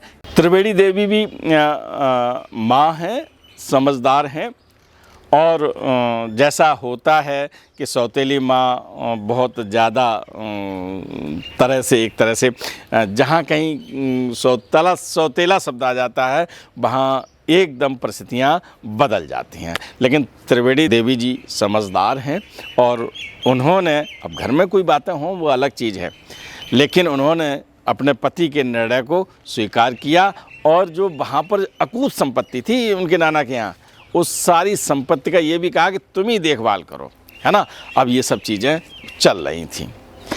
वर्ष 1923 से ये घर की बातें थी, हमने थोड़ी बातें आपको बताई जो हमें पता चली, है ना। सारी बात तो नहीं बताएंगे, बताएं? अरे सब बातें बता रहे लगभग, क्योंकि महाराज जी के जीवन का कोई भी सत्य पहलू ऐसा नहीं है जिसे हमें पता चल जाए और मैं आपको ना बताऊं। और उनका जीवन दर्शन अगर किसी ने कर लिया तो अपने आप जीवन की गाड़ी इस लोक में तो पार होती है, पर लोक में भी होती है। तो इस तरह से समय बीत गया लगभग 2 वर्ष का। वर्ष 1925 आ गया है और 1925 में क्या हुआ कि लक्ष्मी नारायण शर्मा के पिता पंडित दुर्गा प्रसाद शर्मा का स्वास्थ्य गड़बड़ हुआ। अब जब किसी का स्वास्थ्य गड़बड़ होता है तो बस वैद्य, हकीम, डॉक्टर जो भी मिलते हैं, खूब भैया हर आदमी अपनी क्षमता में इलाज कराता। बहुत बड़ा आदमी बड़े स्तर पे, है ना, और गांव में है तो गांव के स्तर पर, जैसा भी है बहरहाल पंडित दुर्गा प्रसाद शर्मा की चिकित्सीय जितनी सुविधाएं हो सकती हैं, जमींदार थे, बड़ी अच्छी सुविधाएं थी और बहुत अच्छी तरह से उनकी सेवा शुरू का हुई। लेकिन आप समझ गए होंगे कि वर्ष 1925 में अंतोगत्वा वो विदाई ले गए। पिताजी चले गए हैं, अब उत्तरदायित्व तो और महत्वपूर्ण हो गया है। नाते रिश्तेदार सब आए हैं, व्यवहारी आए हैं, उसमें शुकावाद वाले उनके नाना भी आए हैं। उनके सब संस्कार होने के बाद जब नाना जाने को तैयार हुए तो उन्होंने कहा कि बिटिया तुम भी चलो, और नाना अपने साथ त्रिवेणी देवी जी को लेके चले गए। अब क्या है, घर में कोई बड़ा बूढ़ा होता है तो उसका बड़ा सहारा होता है ना। लेकिन पंडित दुर्गा प्रसाद अनंत यात्रा पर निकल गए, त्रिवेणी जी शुकावाद चली गई, तो इधर इन पर यानी लक्ष्मी नारायण शर्मा और राम बेटी पर उत्तरदायित्व और ज़्यादा बढ़ गए। दायित्व, पारिवारिक जो जिम्मेदारी होती हैं वो बढ़ गई। और आपको पता है कि बाबा नीम करोड़ी के रूप में काम कुछ और करना है, लक्ष्मी नारायण शर्मा के रूप में काम कुछ और करना है। लक्ष्मी नारायण शर्मा के रूप में पारिवारिक दायित्व तो निभा रहे हैं, गृहस्थ जीवन की गाड़ी को अपने आराम से चला रहे हैं, और उन दोनों लोगों ने पूरी समर्पण से, पूरी निष्ठा से अपने काम को जारी रखा हुआ है। अकबरपुर में आपको बता दें, मैंने आपको वहाँ से दर्शन भी कराए थे। अकबरपुर में मंदिर है शिव जी का, देखा है आपने? मैंने आपको दिखाया है, जहाँ इन्हीं के परिजन, मैंने उनसे कहा था कि कुर्ता पहन लो, नहीं कुछ नहीं, अब तो ऐसा ही है, और बनियानी पहन के ही वो बातचीत कर रहे हैं। वहीं उसी शंकर जी के मंदिर में ऐसे समझ लीजिए कि इनके माता पिता, महाराज जी, राम बेटी जी, इनकी पुत्री, पुत्र सब पूजा के लिए वहाँ जाते रहे हैं। बड़ी यादें पूरे परिवार की हैं। तो नित्य प्रति, अब पति मिल गए हैं, फिर भी राम बेटी जी शिव मंदिर में शिव जी की आराधना लगातार करती हैं। वनवास का समय कट चुका है ना भाई, 10 साल का वनवास था वो कट गया है। मैं शंकर जी की बात और बता दूं, शंकर जी के यहाँ एक चीज़ और है कि वहाँ पर एक कल्प वृक्ष लगा हुआ है ना। तो अब जीवन की गाड़ी आगे चल रही है, समय अच्छा चल रहा है, बहुत अच्छी तरह से सारी व्यवस्था हो रही है। समय समय पर जब कोई काम होता है तो बादामबास भी राम बेटी जी जा रही हैं, यहाँ पर भी सारी जिम्मेदारी निभा रही हैं। और जिम्मेदारी इसलिए ज़्यादा निभा रही हैं कि लक्ष्मी नारायण शर्मा, उनके पति, बहुत सारा समय नहीं दे पाते हैं परिवार में, और लेकिन हाँ अपने उत्तरदायित्वों को पूरा करते हैं। राम बेटी जी, जुलाई का महीना है, आप बादामबास गई हैं और फिर से खुशियों की एक नई सौगात आई है। 2 जुलाई 1925 को पुत्र रत्न की प्राप्ति होती है और इसके साथ खुशियों की बहार है। एक तरह से मंगल गीत चल रहे हैं। ये खबर अकबरपुर भी पहुंच जाती है और लक्ष्मी नारायण शर्मा अपने पुत्र को लेवाने के लिए, अब बेटा हो गया है, पत्नी की विदा कराने के लिए पुनः पहुंचते हैं और एक सामान्य व्यक्ति की तरह, बिल्कुल सामान्य व्यक्ति की तरह अपने ससुराल जाते हैं। बिल्कुल यूं कि कुछ पता नहीं हुआ, आदमी को कोई पता नहीं है उनके चचेरे साले हैं, और बल्कि वो सगे साले से भी बढ़कर हैं। मुझे भी उनके दर्शन करने का सौभाग्य प्राप्त हुआ है। आप करेंगे? चलिए, ये पंडित राम प्रकाश शर्मा जी हैं और जो महाराज जी के सानिध्य में बड़े समय तक रहे हैं। इनकी पत्नी से मेरी बातचीत हुई है, उनकी भी आप झलक देख लीजिएगा। और सच में महाराज जी के आने जाने की जो गाथा है वहाँ पर वो बिल्कुल सामान्य व्यक्ति की तरह है, और उनके वहाँ रहने की, उनकी किस तरह के व्यवहार होते थे, ये सब उन्होंने दस्तक मीडिया के साथ साझा किया है। अब महाराज जी वहाँ पहुँचे हैं और महाराज जी निकल जाता है लगातार, मैं कहता हूँ, मैं तो बस वही नाम संबोधित किया है। लक्ष्मी नारायण जी अपनी पत्नी राम बेटी की विदा करा के लाते हैं, बेटा साथ में आया है और घर में एक तरह से फिर से खुशियों की बहार है। नामकरण संस्कार होता है उस बच्चे का और नाम रखा जाता है त्रिभुवन नारायण शर्मा। क्या नाम रखा जाता है?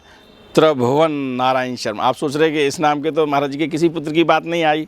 जी हाँ, और जो नाम रखा जाता है उसके साथ एक निकनाम रखना भी चलन में है, और अब मैं फिर से उनका नाम लूँगा। बड़े पुत्र का नाम अनेक सिंह शर्मा, भाई उन्हीं का नाम था त्रिभुवन नारायण शर्मा जो रखा गया था। बाद में उनका जो सामाजिक नाम कह लें या ये कहें कि जिस नाम से आप जाने गए, अनेक सिंह शर्मा के नाम से जाने गए। एक बड़ी चीज़ आती है कि अनेक सिंह शर्मा, है ना, सिंह लगा होता है तो हम लोग ये सोचते हैं कि ये ब्राह्मण नहीं है। उस कालखंड में सिंह जिनके नाम के आगे लगाया जाता था वो ही व्यक्ति प्रभावशाली माने जाते थे, या यूं कहें कि जो समाज में एक विशेष स्थान रखते थे उनके नाम के आगे आदरपूर्वक लोग सिंह लगाते थे। तो अनेक शर्मा, उनका पूरा नाम अनेक सिंह शर्मा रहा। ठीक है ना। तो ये सब कुछ अच्छा चल रहा था, बड़ी खुशी थी, घर में नित्य कार्य हो रहे हैं, सब चीज़ें चल रही थी। थोड़े दिन के बाद, बच्चा है घर में, थोड़े दिन के बाद बादामबाद से एक खबर आती है। खबर अच्छी नहीं है। राम बेटी जी को खबर मिलती है कि उनकी माँ राम देवी अब इस संसार में नहीं है। राम बेटी बादामबाद जाती हैं, और विशेष बात यह है कि उस समय उनकी एक बहन शांता केवल 1.5 वर्ष की है। राम बेटी हृदय से, जो मैंने सुना है, जो लोगों से हमने समझा है, जो एक पुत्री से माँ के उद्गार निकले हैं, उनमें यही लगा कि वो ममतत्व की देवी थी। और ये बात उन्हें साबित करती है कि उस 1.5 वर्षीय अपनी बहन को अपने साथ ले आती हैं, और अब उनका बेटा भी छोटा है और बहन भी छोटी है, दोनों का लालन पालन करती हैं। पति लक्ष्मी नारायण शर्मा ज़्यादातर बाहर होते हैं, घर की सारी व्यवस्थाएं वो करती हैं, लेकिन जब कभी कोई विशेष आवश्यकता होती है तब पति अकबरपुर में होते हैं। तो मुझे एक घटना याद आ रही है कि महाराज जी, जो मैंने बताया, जैसा परिजनों ने हमको बताया कि जब कभी आवश्यकता हुई, वैसे तो अपना भैया उनका पूरा विश्व में काम था, सबको आवश्यकता थी, लेकिन घर में जब कभी आवश्यकता हुई तो ऐसा हुआ नहीं कि महाराज जी वहाँ पर उपस्थित न हुए, भले ही चाहे कोई बात हो। एक घटना मैं आपको सुना रहा हूँ कि अनेक सिंह और शांता, ये अनेक और शांता साथ साथ खेलते थे, बच्चों में खेलने चले जाते थे। तो हुआ क्या कि बरसात का समय था, तालाब लबालब थे, और बच्चे एक खेल खेला करते हैं, मैंने पहले भी गांव की भाषा में गुल्ला डंडी कहते हैं, है ना। खैर, जैसे भी चढ़ते हैं उतरते हैं, ये खेल चल रहा था बच्चों के बीच में। इसी दरमियान अनेक चढ़ते हैं पेड़ पर, और पेड़ की जो डाली है वो दरक जाती है, यानी टूट जाती है, और अनेक सीधे उस गहरे तालाब में गिर जाते हैं। अब तालाब बहुत गहरा है ना। चीख पुकार बच्चों की जैसे ही सुनी, राम बेटी को पता चला, वो भाग रही हैं उसकी तरफ। पूरा गांव आ गया, और उनमें से महाराज जी भी तुरंत वहाँ पर आके खड़े हुए हैं। गांव का एक तैराक है, युवा है, नाम है केसरिया, वो तुरंत छलांग लगा देता है। अनेक डूबते हैं, ऊपर आते हैं, जिसको देहाती भाषा में कहते हैं गोता लग रहे हैं, है ना। जब आदमी डूबता है और उछलता है तो उसे जो अनुभव होता है बहुत ख़राब अनुभव होता है। प्राण, आदमी अगर नहीं निकल पाए तो प्राण निकल जाते हैं। तो अनेक नीचे जा रहे हैं, ऊपर आ रहे हैं, उसी समय केसरिया छलांग लगा देता है और अनेक सिंह को बाहर निकाल के ले आता है। केसरिया ने वो काम किया जो किसी को जीवन दान देता है। आज न जाने कितने लोगों को जीवन दान दिए हैं बाबा नीम करोली ने। आज उनके बेटे को जीवन दान देने की प्रक्रिया केसरिया ने की है। और केसरिया बताते हैं कि जब वो गांव के प्रधान बने, है ना, तो केसरिया की मुख्य भूमिका भी रही बहुत कामों में। और केसरिया जिसको हम ये कहते हैं कि हरिजन समुदाय से थे और महाराज जी के साथ केवल केसरिया नहीं, गांव के सब बिल्कुल ऐसे रहते थे, बिल्कुल परिवार के सदस्य जैसे। ये मैंने जो आप वहाँ लोगों से बातचीत की थी उसमें भी हमने आपको बताया था। लक्ष्मी नारायण शर्मा बेटा हो गया है। बच्चों के बीच में जब जाते हैं तो अब बच्चे उन्हें ताऊ कहने लगे। और मैं आपको एक विशेष बात बता दूं कि महाराज जी के बच्चे भी उनको पिताजी, पापा या कुछ नहीं कहते थे, उन्हें ताऊ कह के ही बुलाते थे। तो उनका एक खिताब हो गया था ताऊ। तो अब आप समझ लीजिए बाबा नीम करोली को ताऊ कह के बुलाते थे। अकबरपुर में अधिकांश लोग उन्हें ताऊ कहते थे और माँ को अम्मा कहते थे। अब सच में ये सब चल रही है, समय तो पंख लगा के उड़ता है, एकदम लगता ही नहीं कि कब कहाँ क्या हो गया। इधर अकबरपुर में लक्ष्मी नारायण है, ताऊ है, और किसी को ये पता नहीं है वहाँ ये विश्वविख्यात हनुमंत स्वरूप बाबा नीम करोली हैं। उनका आध्यात्मिक जगत में अलग काम चल रहा है। यहाँ के लगभग सारे लोग अनजान हैं। और अनजाने की ये लीला जो महाराज जी की रही, मैं आपको बता दूं, ज्ञानो दीदी से बात हुई थी, है ना। महाराज जी खूब लखनऊ में रहते थे। ज्ञानो दीदी को पता नहीं था कि महाराज जी के पुत्र भी हैं। जब महाराज जी ने महासमाधि ली तो तब उन्हें पता चला था। तो बिल्कुल इस तरह की जो लीला रही महाराज जी की, उसमें किसी को पता नहीं है कि कहाँ और क्या हो रहा है। वर्ष 1937 आ गया है और लक्ष्मी नारायण शर्मा पुनः पिता बने हैं। राम बेटी जी को पुत्र की पुनः प्राप्ति हुई है और उनका नाम क्या है? धर्म नारायण, है ना। नामकरण संस्कार हुआ, वो धर्म नारायण शर्मा। मैंने आपको दिखाया भी है, आप चित्र भी देख रहे हैं। तो अब अनेक पढ़ रहे हैं। इधर धर्म नारायण जी का जन्म हो गया है, अनेक अपनी शिक्षा प्राप्त कर रहे हैं। उनका एक भाई आ गया है, भाई का लालन पालन माँ कर रही हैं। पिताजी वक्त वक्त पर हाजिर होते हैं घर में। हम इसलिए वक्त वक्त पर कह रहे हैं कि उनके पास पूरे विश्व की व्यवस्था है। आदमी एक परिवार की व्यवस्था नहीं चला सकता, लेकिन परिवार को जब ज़रूरत होती है तो लक्ष्मी नारायण शर्मा अपने घर में मौजूद होते हैं। मैंने एक उदाहरण आपको बताया कि जिस समय अनेक जलाशय में डूबे हैं उस समय महाराज जी घर में नहीं थे, लेकिन जलाशय पर महाराज जी वहाँ विद्यमान थे, है ना।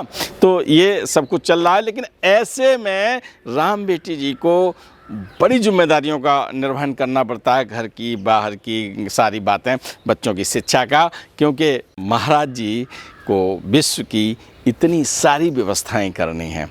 और भैया सही बता दें हम आपको कि मैं उनके चरणों में बार बार प्रणाम करता हूँ, जिन्होंने 10 वर्षों में अनिश्चितता की सीमा को पार करके इंतज़ार किया। अगर आज का समय होता तो क्या होता? वही होता जो राम बेटी ने किया है। क्योंकि सब जगह न सीता होती हैं, न सावित्री होती हैं, न राम बेटी होती हैं। ये अधिकांश जगह है, ये मैं कह रहा हूँ। लेकिन परिस्थितियाँ जिसके जीवन में आती हैं, अगर वो दृढ़ संकल्पित है, चाहे वो नर हो और चाहे वो नारी हो, वो विजय प्राप्त कर लेता है। अधिकांश व्यवहारिक स्थितियां में वही विजयी होता है जो दृढ़ निश्चयी होता है। और सच में अब 3 बच्चों का उत्तरदायित्व आप निभा रही हैं, अनेक, शांता और धर्मनारायण। तीनों का उत्तरदायित्व निभाते और वर्ष आ गया है 1945 का।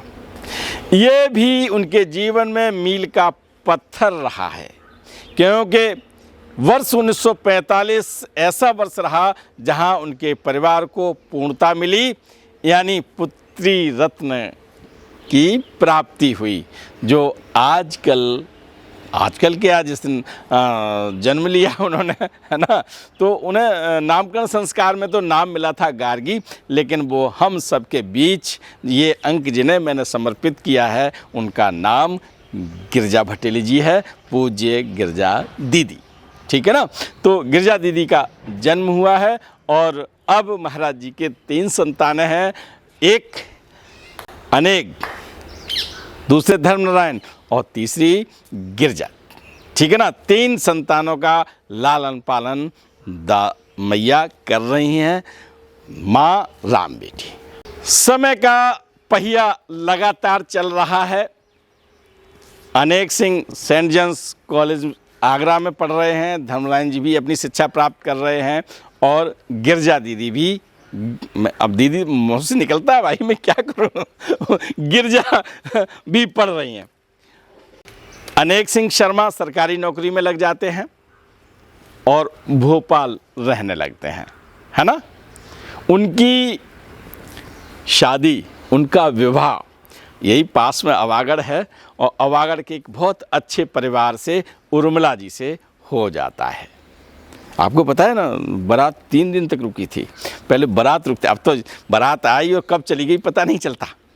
उस समय अनेक सिंह शर्मा की शादी में 3 दिन तक बारात रुकी थी और वो अपना परिवार भोपाल में, भाई सर्विस भोपाल में है तो भोपाल में रहने लगे। छोटे पुत्र धर्मनारायण शर्मा का चयन वन विभाग में हो गया। वो वन विभाग में अपनी जिम्मेदारी निभा रहे हैं और टूंडला के पास एक गांव से कुसुम उनको जीवन संगिनी के रूप में मिल गई हैं। बहुत भव्य तरीके से उनका भी विवाह हुआ और कहते हैं ना पूरी शान शौकत से, है ना। तो दोनों पुत्रों का विवाह हो चुका है। अम्मा गांव में अभी रह रही हैं। इधर लक्ष्मी नारायण शर्मा गांव के प्रधान भी हैं। गिरजा दीदी अभी भोपाल में रह के पढ़ाई कर रही हैं। बादामबाद से एक दिन एक और खबर आती है कि आपके पिता रेवती राम अनंत यात्रा पर चले गए हैं। अब देखिए महाराज जी पता नहीं कहाँ होंगे, लेकिन इस वक्त वो अकबरपुर में अपनी सपत्नी के जाते हैं। अपने पिताश्री, धर्म पिताश्री कहें, ससुर साहब की अंतिम बेला में वो वहाँ उपस्थित हैं। और मैं आपको एक बात बताऊं, सामान्य जनों के एक एक बिंदु को महाराज जी ने अपनी ज़िंदगी में जिया है। देखिए एक बात मुझे यहाँ पर आई कि ससुर की जब अंतिम यात्रा होती है तो उस शव यात्रा में दामाद नहीं जाते हैं, ऐसा है विधान। अब कहाँ कहाँ है ये नहीं पता, लेकिन इस क्षेत्र में है जहाँ हम रहते हैं और ये क्षेत्र वहीं पास में ही है।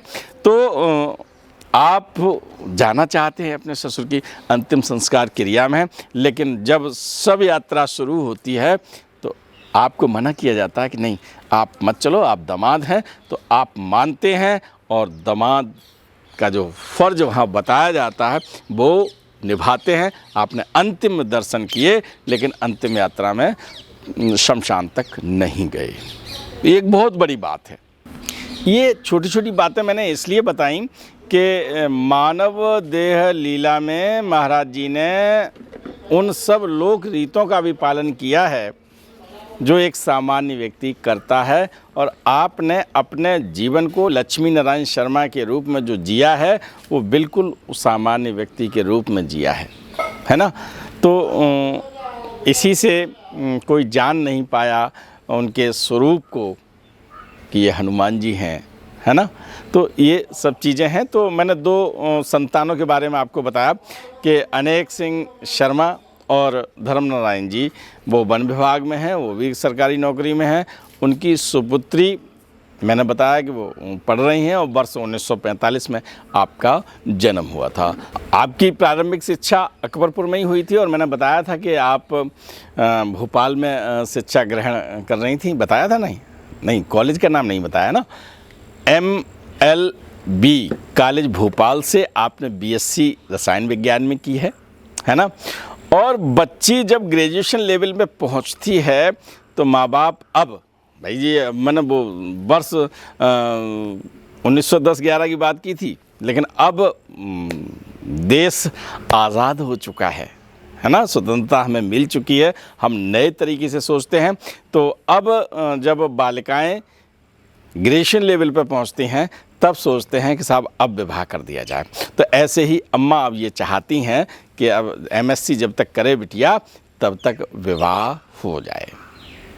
इधर से भी खोजबीन चालू हो गई। और मैं आपको एक बात बता दूं कि हमारे समाज में अच्छे परिवारों में, चाहे वो लड़का हो शादी के लिए, चाहे लड़की हो शादी के लिए, लड़का भी के जो परिवार के लोग होते हैं वो भी सोचते रहते हैं कि यहाँ से अच्छी लड़की मिल जाए, और लड़की वाले ये सोचते हैं हमको अच्छा वर मिल जाए, अच्छा घर मिल जाए। अम्मा चाहती हैं, जो उनकी इच्छा इच्छा है कि परिवार संपन्न होना चाहिए, अच्छा हो ना, ये सब लोग चाहते हैं, कुल भी अच्छा होना चाहिए, ऊंचा ओहदा होना चाहिए। और देखो अम्मा, हर एक अम्मा की जो बात होती है, हम भी तो एक पिता हैं और चाहती हैं कि छोटा परिवार हो, राजसी सुख, ये सब हर माँ की चाहत होती है, वही अम्मा की सोच है।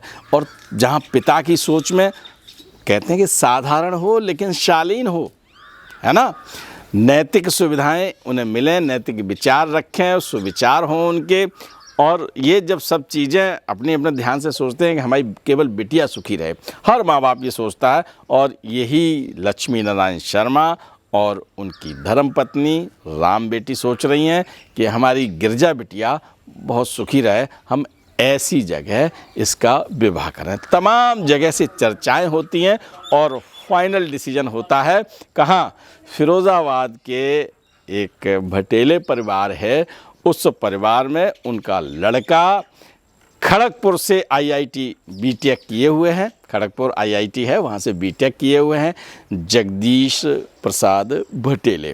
वो हिंदुस्तान स्टील लिमिटेड में इस समय सर्विस कर रहे हैं। और जब ये लगा कि लड़का बहुत अच्छा है, परिवार बहुत अच्छा है, जो हमको चाहिए वो सब खूबियां हैं इस परिवार में, तो फिर विवाह 23 जून 1967 को गोकुलपुरा में महाराज जी का जो मकान है, मैंने वहाँ से आपको लाइव भी दिखाया था। गोकुलपुरा से हमने, वहाँ जो लोग रह रहे थे उनसे हमने बातचीत भी की थी। उसी गोकुलपुरा निवास से 23 जून 1967 को बिटिया का धूमधाम से कन्यादान हो जाता है ना। तो 9 वर्ष की बालिका वधू, है ना, 9 वर्ष की उम्र में राम बेटी जी का विवाह हो गया था। अब वो इस समय 65 वर्ष की हो चुकी हैं, क्योंकि वर्ष 1967 चल रहा है, तो 65 वर्ष की हो चुकी हैं। समय चलता जाता है, गाथाएं गाई जाती हैं, अतीत बनता जाता है, समय कभी किसी का इंतज़ार नहीं करता है। और जिस तरह से सृष्टि का चक्र चलता है उसी तरह से समय की गति चलती रहती है, वो किसी का इंतज़ार नहीं करता है। अब तीनों बच्चों का विवाह हो चुका है, तीनों बच्चे अपने भैया आराम से बहुत अच्छी तरह से है, उम्र का पायदान अब बढ़ रहा है। एक दौर आता है परिवार में जब सब बच्चों की जिम्मेदारियां समाप्त होती हैं, यानी जिम्मेदारियों से मुक्त हो जाते हैं। ऐसी ही स्थिति राम बेटी जी की है। लेकिन उम्र के इस दौर तक आते आते शरीर में हर एक के में होता है, मैं आपको बता दूं, है ना, तो बीमार पड़ जाती हैं, सब बीमार होती हैं, कभी कभी जुकाम खांसी तो ये सब चलता रहता है। लेकिन एक बार वो गंभीर बीमार होती हैं। जब गंभीर बीमार होती हैं तो पूरा परिवार पूरी तरह से उनको जो है सेवा में लग जाता है। बेटी भी आ जाती है, बेटे भी आ जाते हैं। आगरा में है, गोकुलपुरा में रह रही हैं और हालात ऐसी है कि उनको हिलने डुलने में भी बड़ी तकलीफ़ हो रही है। पैरालिसिस का अटैक हो गया है। अब सब ये लग रहा है कि अब जो बचेंगे नहीं। महाराज जी अपने काम में लगे हैं, इधर पत्नी की तबीयत खराब है। अचानक महाराज जी का आगमन होता है। सब लोग सोचते हैं कि अम्मा बचेंगी नहीं। वो कहते हैं अभी कुछ नहीं होगा, ठीक हो जाएंगी। पत्नी जब पति की ये बात सुनती हैं तो उन्हें मालूम है कि अगर इन्होंने ये कह दिया ठीक हो जाएंगे तो हम ठीक होंगे। और सच में उनमें एक नई आस जगी फिर से बीमारी से लड़ने के लिए। और जब बीमारी शरीर में हो जाए तो उससे लड़ो, समर्पण मत करो। बीमारी से आप लड़ोगे तो आप स्वस्थ हो जाओगे। जब वहाँ से चले हैं लक्ष्मी नारायण शर्मा, यानी अब तो विश्व विख्यात हैं बाबा नीम करोली के नाम से, तो कह के जाते हैं बच्चों से ठीक हो जाएंगी, लेकिन जब कभी कुछ हो तो इनको कचला घाट ले जाना। कचला घाट है, गंगा तट पर घाट है, तो उसकी बात वो कह के चले जाते हैं। अब दोनों अर्थ निकल गए यहाँ। इधर तो एक तो तरफ कह गए कि ठीक हो जाएंगी और दूसरी तरफ ये भी कह गए कि कुछ हो जाए तो कचला घाट ले जाना। लेकिन उनकी हर बात में एक अर्थ छिपा होता है। ये बात आज अगर हम सब गाथाओं का अध्ययन करके हम आपसे कहना चाहें या आप कंक्लूजन करें तो उन्हें मालूम था कि जब पत्नी की विदा होगी इस संसार से तो उस समय हम पहले ही विदा ले जा चुके होंगे। तब नहीं बता पाते कि कचला घाट ले जाना, तो उस दिन बता गए और सच में अम्मा बिल्कुल ठीक हो गई।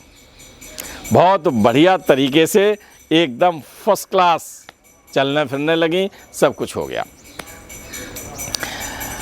हम सच में माँ की गाथा कहते कहते जो उन्होंने कहा ना कि कचला घाट ले जाना जब कुछ हो जाए, तो हम फिर पहुंच गए वर्ष 1973 में, जब महाराज जी कैंची धाम से चले थे, आगरा आए थे, अपने भक्त जगमोहन शर्मा के यहाँ रुके।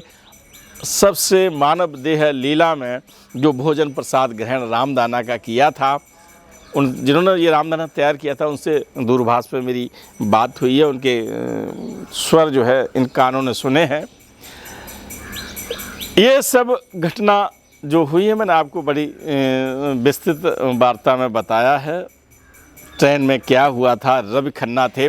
मैं यह परिवार की बात जो बता रहा हूँ वो केवल यहाँ ये बताना चाहता हूँ कि जब महाराज जी अंतिम यात्रा के लिए निकले, आगरा से जब कैंची धाम के लिए चले हैं, जब ट्रेन पकड़ी है तो उस समय उन्होंने अपने पुत्र धर्म नारायण को बुला लिया था।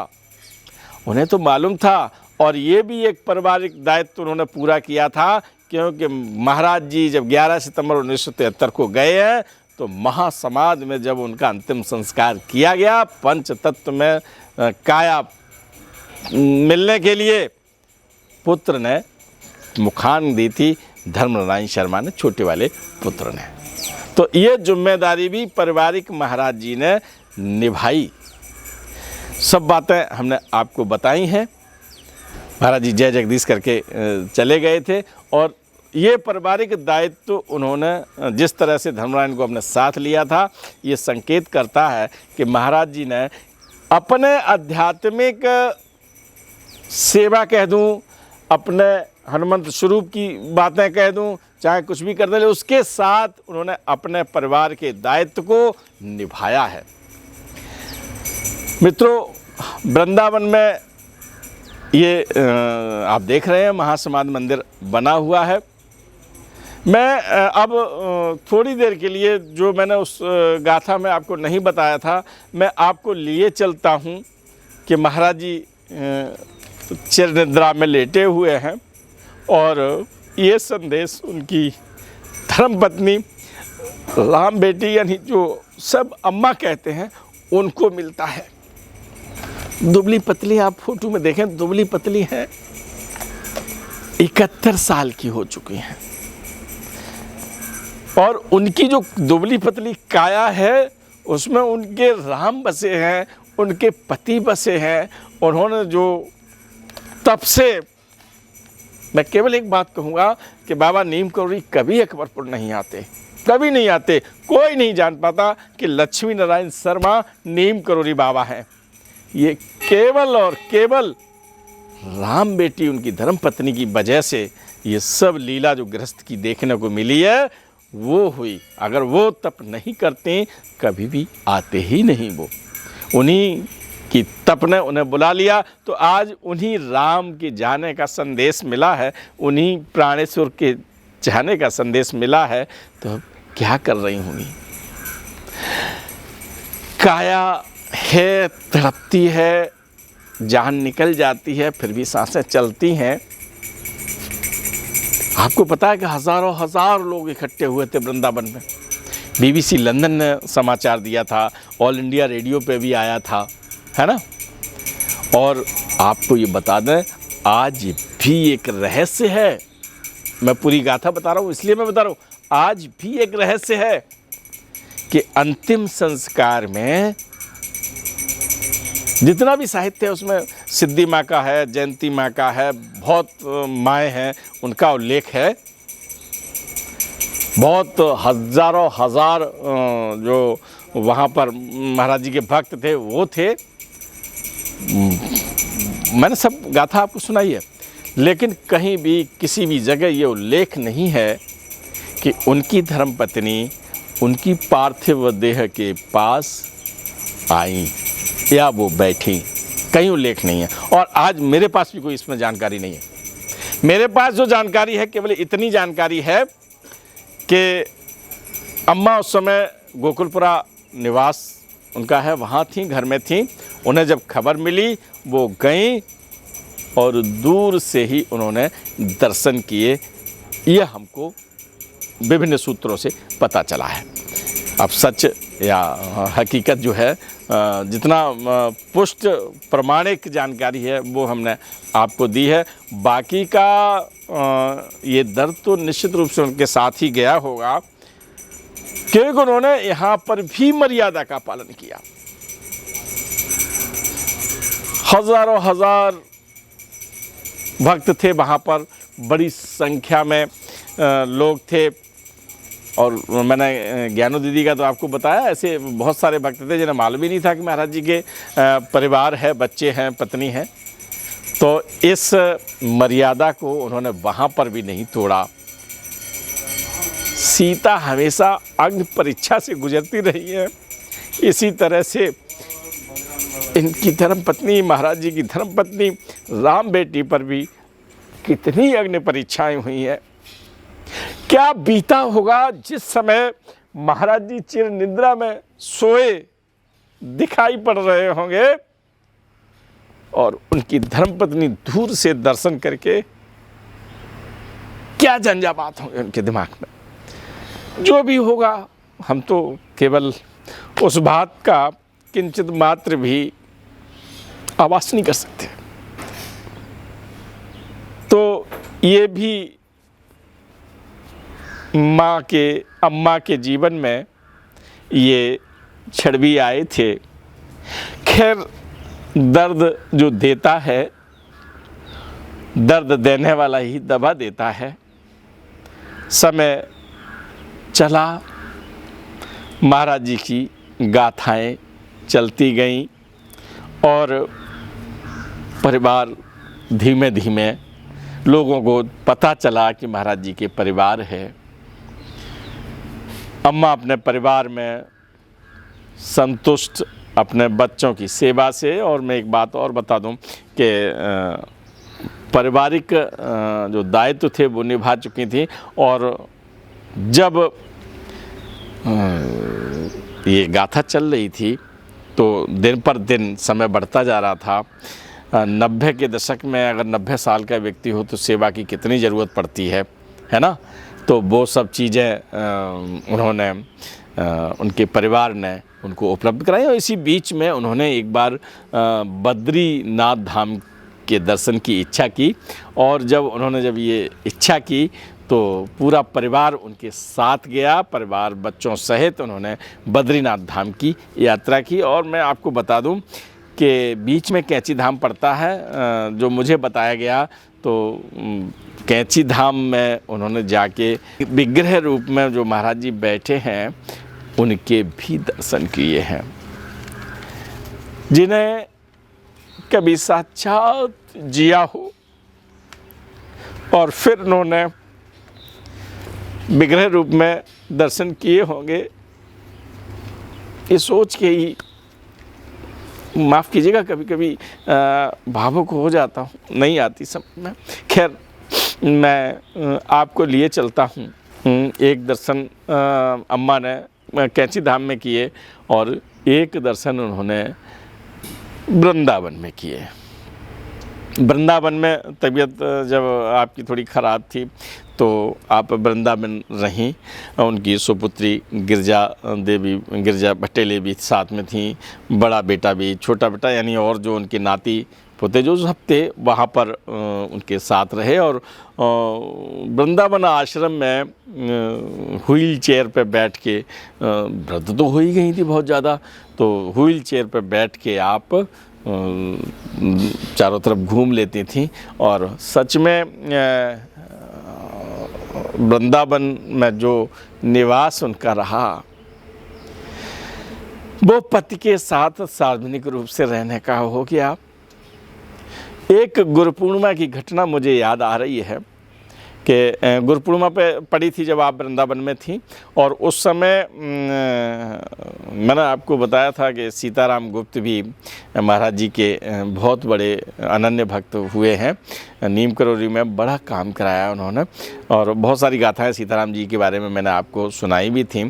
तो वही सीताराम जी आए हैं, और वैसे उनका मन तो ये था कि चलो साहब कैंची धाम में गुरु पूर्णिमा को पूजन करेंगे, लेकिन वो आए वृंदावन धाम, और वृंदावन धाम में महाराज जी का उन्होंने पूजन किया गुरु पूर्णिमा पे, और उनकी इच्छा हुई। देखिए, ये इच्छा है आदमी की कहीं भी जाग जाती है।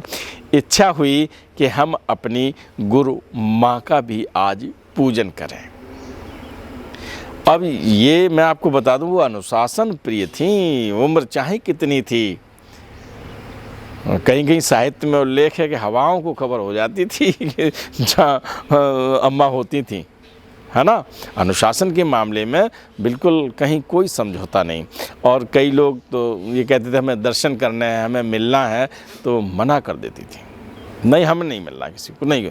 और सीताराम जी तो उनका पूजन करना चाह रहे थे। खैर, सीताराम गुप्त ने अपना निवेदन किया और अम्मा के लिए एक बहुत अच्छी लाल किनारी की साड़ी लेके आए थे। आप जो चित्र देख रहे हैं ये सीताराम गुप्त द्वारा ही लाई गई माँ के लिए अमूल्य भेंट थी। माँ ने जिसे स्वीकार किया तब वो अमूल्य हुई, और उनकी पुत्र वधू ने वहाँ उनको ये सब तैयार किया माँ को। और फिर सीताराम गुप्त ने बिल्कुल जैसे महाराज जी का वो पूजन करते थे उसी तरह से उन्होंने उनका पूजन किया। चित्र है, आप देख लें, ये अपने नाती धनंजय शर्मा, आप तो बड़े हो गए ना, बड़े हैं ना, तो धनंजय अब का फ़ोटो ये देख लीजिएगा, और तब का ये फ़ोटो जो अम्मा उनको गोद में लिए हुए हैं। तो ये गाथा समय के साथ चलती रही। 62 वर्षों का उनका दाम्पत्य जीवन रहा, जिसमें 10 वर्ष ऐसे रहे जो अनिश्चय काल में उनकी प्रतीक्षा रही और उनका दृढ़ संकल्प जीता। कभी कभी अम्मा को जीवन पुष्पों की सेज लगी, तो कभी कभी भीष्म पितामह जिस तरह से सैया पे लेटे थे, बिल्कुल वही हालत अम्मा की हुई।